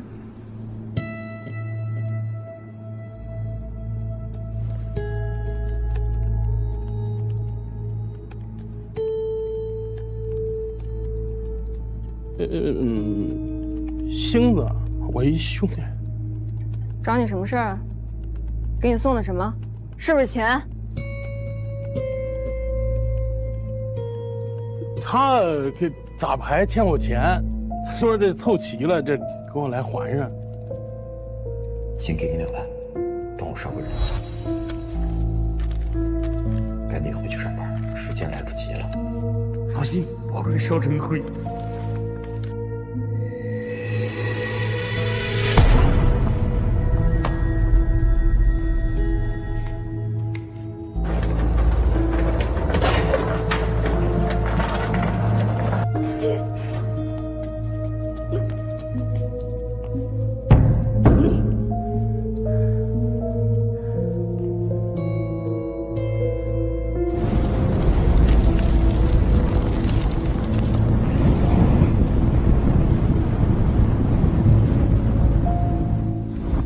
一大清早特意来给你送钱。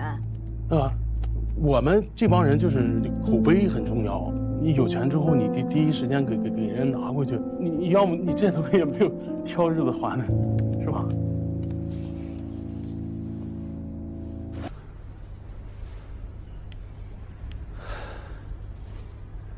对不起。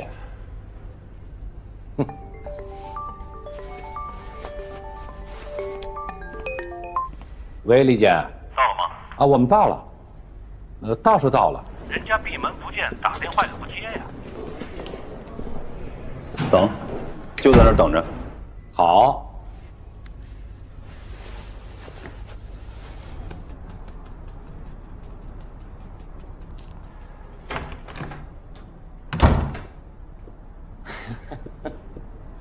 没打招呼就来了，有事啊？啊，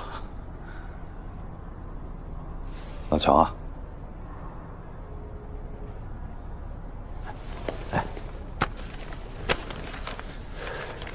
其实这个事儿搞得我也是非常的被动，我这电话都攥在手里了，可是后来想了想，还是过来一下，当面给你瞧瞧。分局那边啊，把相关人员啊全都问了一遍，得出来的结论呢，是这个火化工雷广发操作失误。这个尸体啊，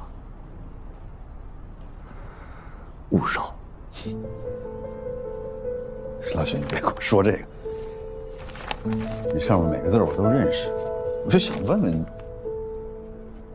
你信吗？哎，你说这火葬场每年误烧几个人，他怎么就能轮到乔振兴呢？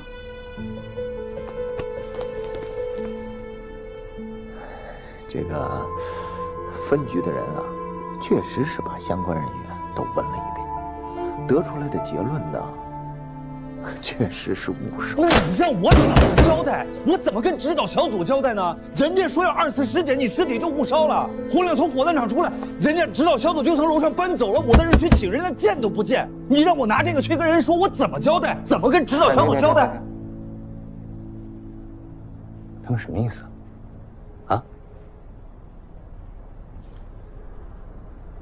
这可是对东平检查的不信任。老许，你就给我交个底儿，这东西，你信吗？我，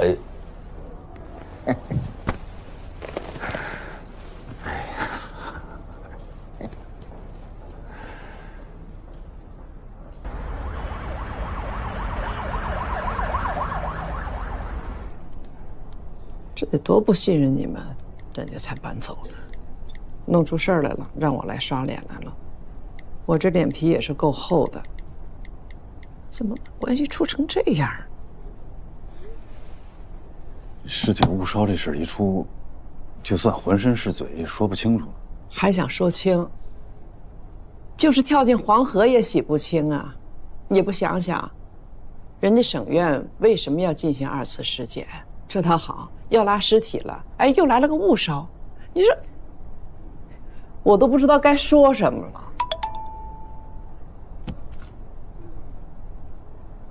你看吧，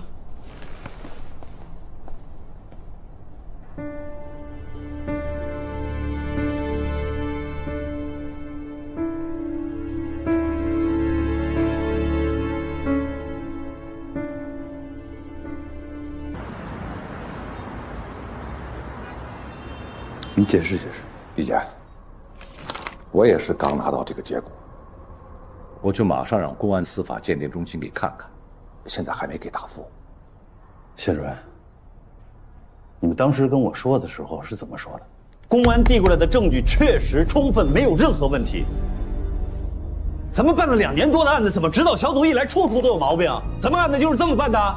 李健，您先别生气。这省院的仪器还有专业人员的素质，确实比咱们市里要高出不少啊！你这个时候想起专业人员素质来了？哎，当初你们审查卷宗的时候是怎么做的？签个字看一遍，这事儿就算完了？咱们签个字是要负责任的，谢主任。李健，你也说的对。其实呢，张文京几个无关紧要的签名有出入，他证明不了什么。最关键的是集散中心的转让合同。省院技术中心已经下来鉴定，不是伪造，是真的，还有口供可以证明，他教唆证人做伪证，替万海开脱罪行，还有王玉等人指证他，这些足以证明张文京他就是万海的左膀右臂啊！真真假假掺和在一起，真的也会被质疑是假的。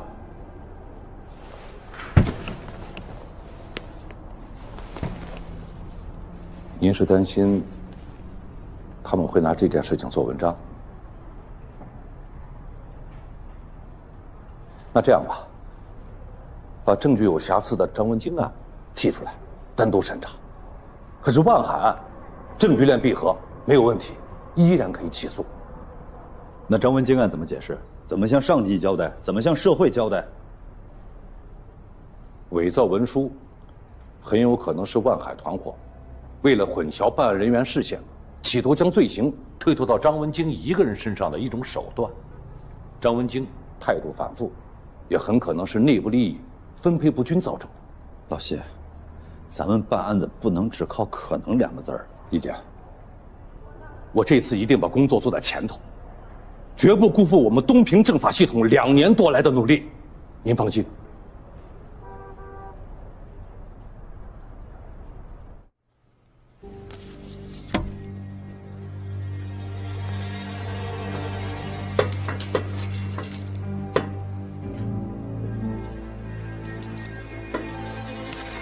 我上次跟你说的很清楚，是指导组自己查出来的，跟我没有关系。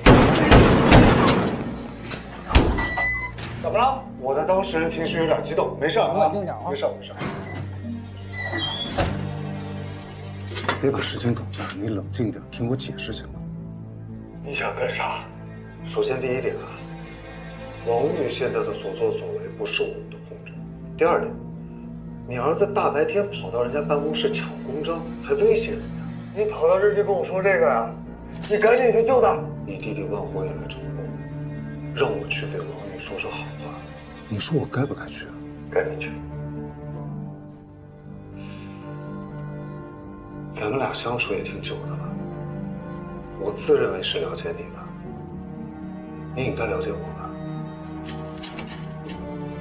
我明白了，我是黑社会，永远是。我现在就去。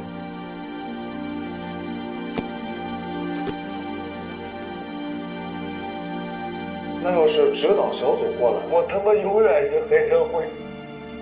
哎，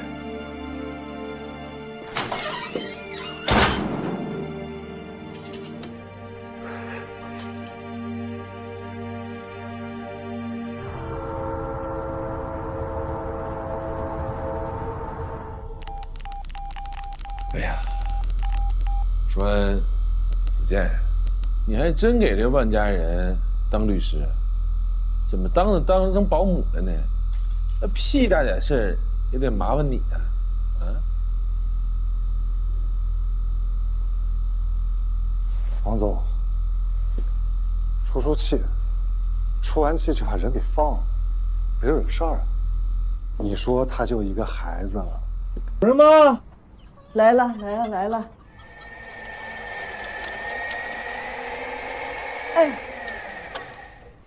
哎，大娘您好。你们是谁呀？啊，我们是谢主任的同事。他在单位呢，你们怎么找这儿来了？哦，我们是那个。怎么回事啊？啊，啥意思？你从哪儿来的？我当然问你，你们从哪儿过来的？怎么会跟到这儿来呢？你别喊，没完没了啊，是吧？讨厌不讨厌呀？出去，少拉我去！老谢，我告诉你，红亮，有什么事咱俩明天办公室说。你不找我，我还得找你呢。哎。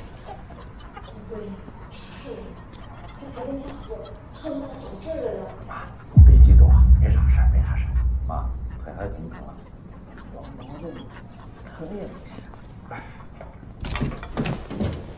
大娘好啊，来都来了，咱是不是聊聊？我跟你有什么好聊的？稍等声，哎，好好说。你没事，老太太，没事。谢主任，哦，叫我来，你别扒拉我，来，小张，我跟你说好。哎，您说，哎，不是说吗？啊，今天你们审了我1天了是吧？啊，谁给你的权利？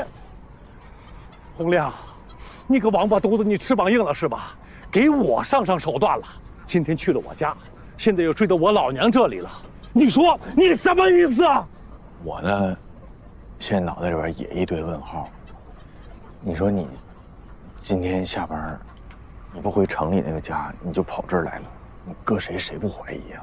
你明天又不是休息日，你明天还得找我谈话，那就是说你今天晚上一会儿，你还得再骑1个半点再回城里，你再回家你睡不睡？你管得着吗？洪亮，小张，我明确的告诉你，我拒绝回答你。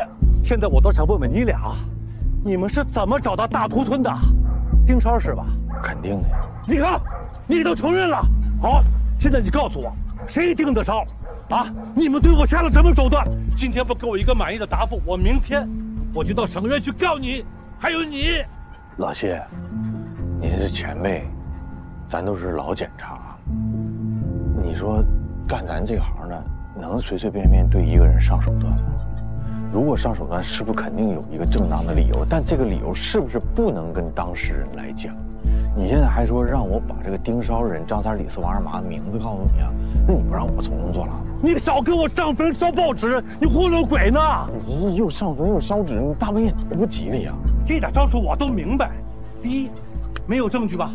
第二，把手续让我看呀！我不跟你废话，我这就给李检打电话。哎，我给纪委打电话，我他妈告你！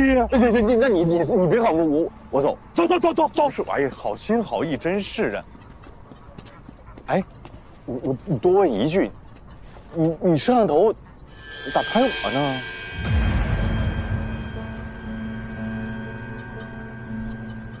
他不应该拍你老娘那个方向吗？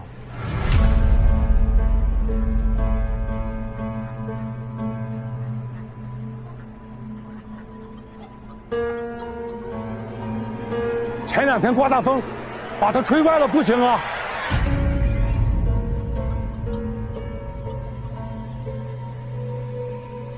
行啊，小张，你腿脚好，你上去给老谢正过来吧。我正啥呀？那明显就是冲着这门拍的。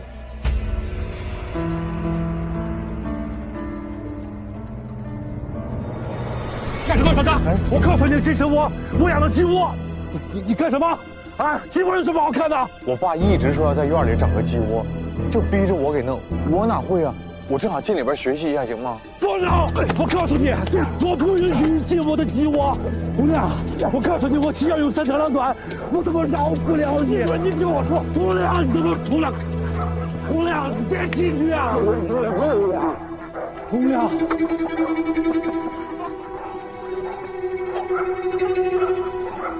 姑娘，鸡窝他妈有什么看的呀？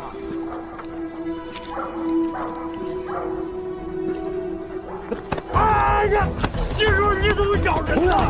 姑娘，你怎么这么疯了你？金润，我天！姑娘，你出去！鸡窝有什么好看的呀？鸡窝有什么好看的？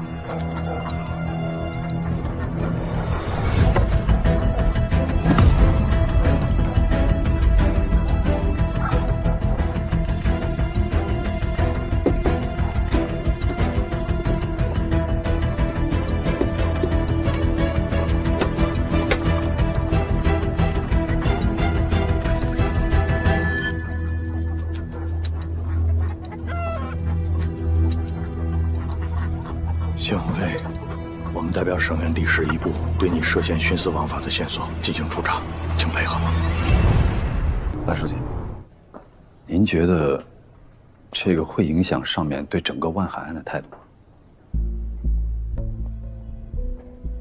连续2任主办检察官出问题，再加上张文京案，现在很可能是被扩大化的，你说有没有影响？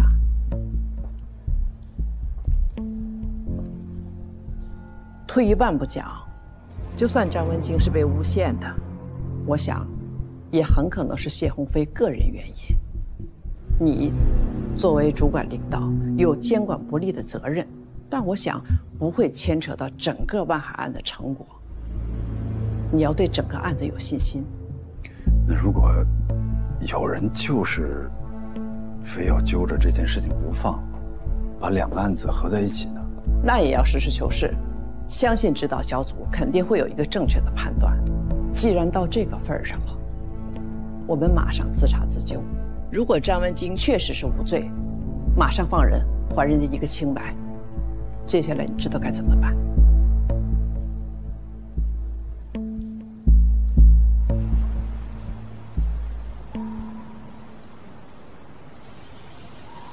今天来呢，就是想告诉你，你儿子已经被你弟弟接走了。没事，谢谢。还有个小忙，需要你帮。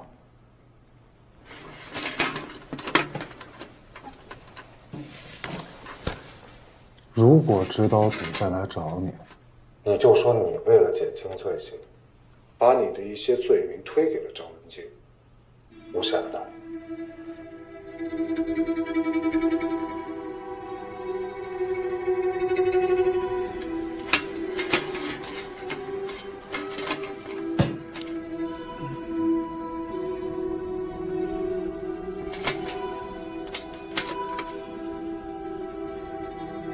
张文京没事了。那我减刑的事呢？不是你们还有多少这种忙需要我帮的？不是，我说没有问题，人家会信吗？人家信不信你不用管，你只管说就行。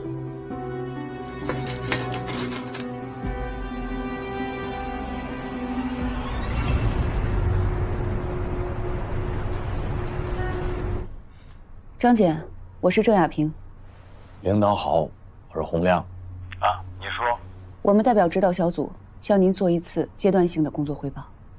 目前，张文京案、乔振兴案以及万海案都存在大量的疑点。根据最近东平发生的事件，还有我们查到的线索，我们有了一些不成形的想法。继续。目前我们主要的侦查结果涉及案件的主办人谢鸿飞存在着徇私枉法的嫌疑，指控万海涉黑的证人存在作伪证的嫌疑，同时张文京涉黑存在被扩大化的嫌疑。还有一个情况，我们每次一查到点线索，就会有内部的人跑风漏气。所以这些问题查清之前，我们建议申请法院延期审理万海黑社会性质组织案。张姐，给我们些时间，彻查万海案以及相关案件。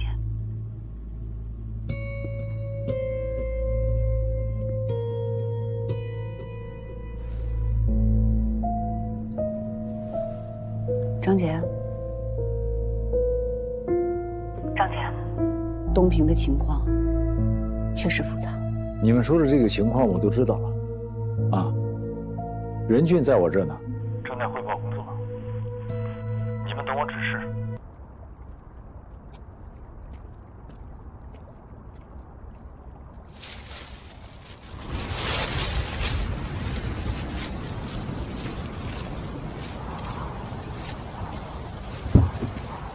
是回家吧？啊，不是给你的，给你家老头老太太的。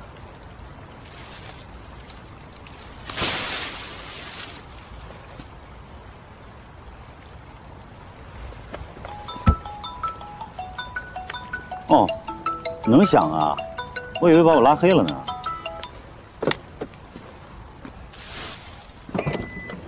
知道指导小组要撤了，我就猜着你怎么也得回来看看爸妈吧。哎，你说，你这刚来的时候，你作为指导小组的副组长，还能上我们家吃饭，这要走了给你打电话就死活都不接，害得我只能在这儿堵你。我知道你们家在哪儿，我不去，知道为什么吗？怕你尴尬，主打一个懂事儿，看着没？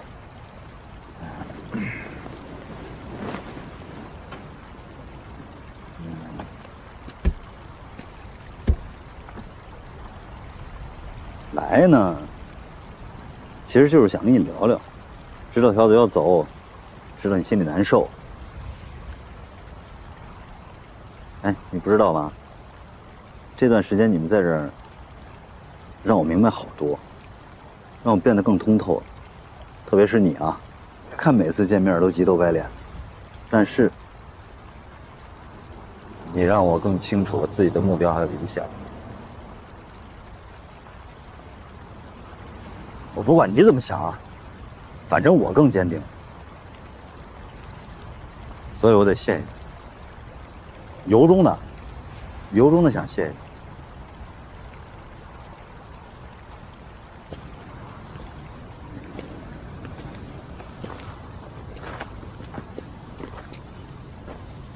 前两天打了个电话，跟我老婆，这又说起来，咱们上学时候这个学生会主席竞选的事儿。啊，说乔振兴那一票投给谁了？李仁俊。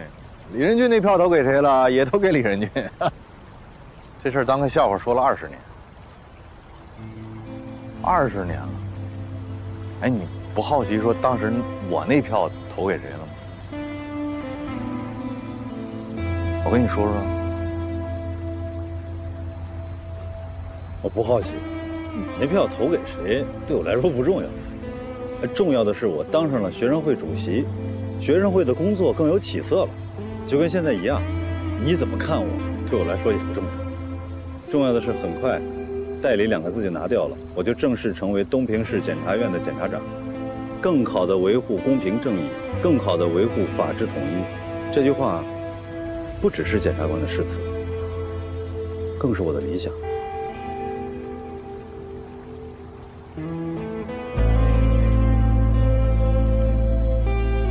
不顺利。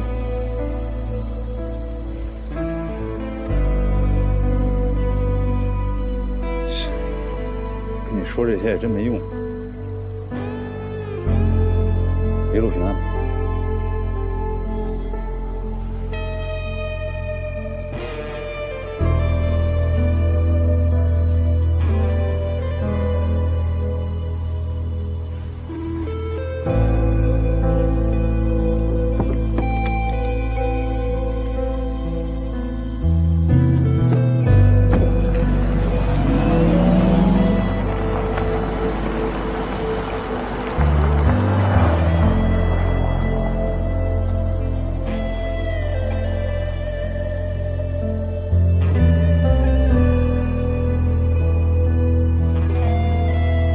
根据您的指示，指导组已经撤回来了。我不是抱怨啊，就是有点担心，同志们辛苦了工作那么久，就怕他们有情绪。另外，也担心我们会失去线索。这个案子刚查出一点线索就被掐断了。你想深入查，就有人来说情。你说为什么？够强硬，关系网够密实。我们撤回来，对方固然可以稳住阵脚、扎军篱笆，但是我们也可以麻痹敌人，让他们充分表演表演，看看他们的路数。我喜欢打羽毛球，现在最流行的战术就是打四方球，就是把球打到对方场地的4个角，充分地调动对手前后左右的奔忙，在他疲于奔命的时候，找准机会，一拍打死他。这个战术好。中这么要求，办案子既要拔钉子，又要打散破网。只有把讲关系、讲人情这个烂根切除，才能够搞好法治建设。回去啊，跟同志们好好说说，眼光要长远一些，目标要放大一些。下次打就连锅端。明白。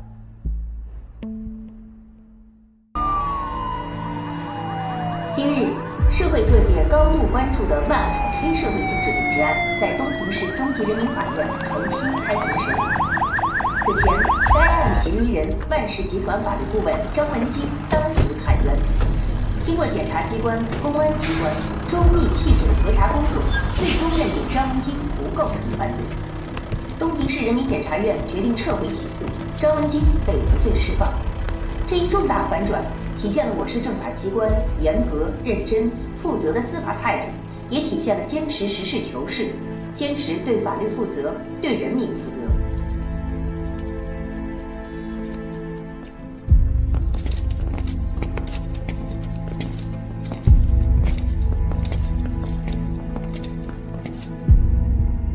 被告人万海犯组织领导黑社会性质组织罪，判处有期徒刑7年；犯强迫交易罪，判处有期徒刑1年7个月；犯寻衅滋事罪，判处有期徒刑9个月；犯敲诈勒索罪，判处有期徒刑2年2个月。数罪并罚，决定合并执行有期徒刑10年10个月。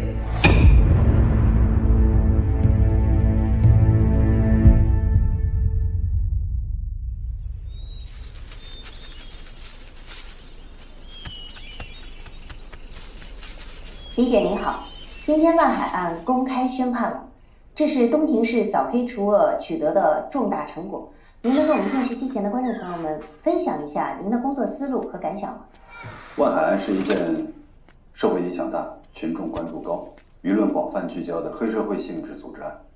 在这起案件的办理过程中，我们检察院主动向上级机关请示，主动加强与公安机关和法院等相关部门的协作配合，建立了顺畅的沟通机制，有力高效地推动了案件的办理。那检察机关作为法律监督机关，在打击违法犯罪中起到了不容忽视的作用。我想请问，您觉得检察机关该如何扮演好这一角色呢？检察机关作为国家的法律监督机关，检察院的主要职责就是履行法律监督职能，保证法律统一正确的实施，保障社会的长治久安。我们会继续保持对黑恶犯罪的高压态势，我们会不断地提高自身的业务能力，更好地巩固专项斗争成果，提升东平人民的获得感、幸福感和安全感。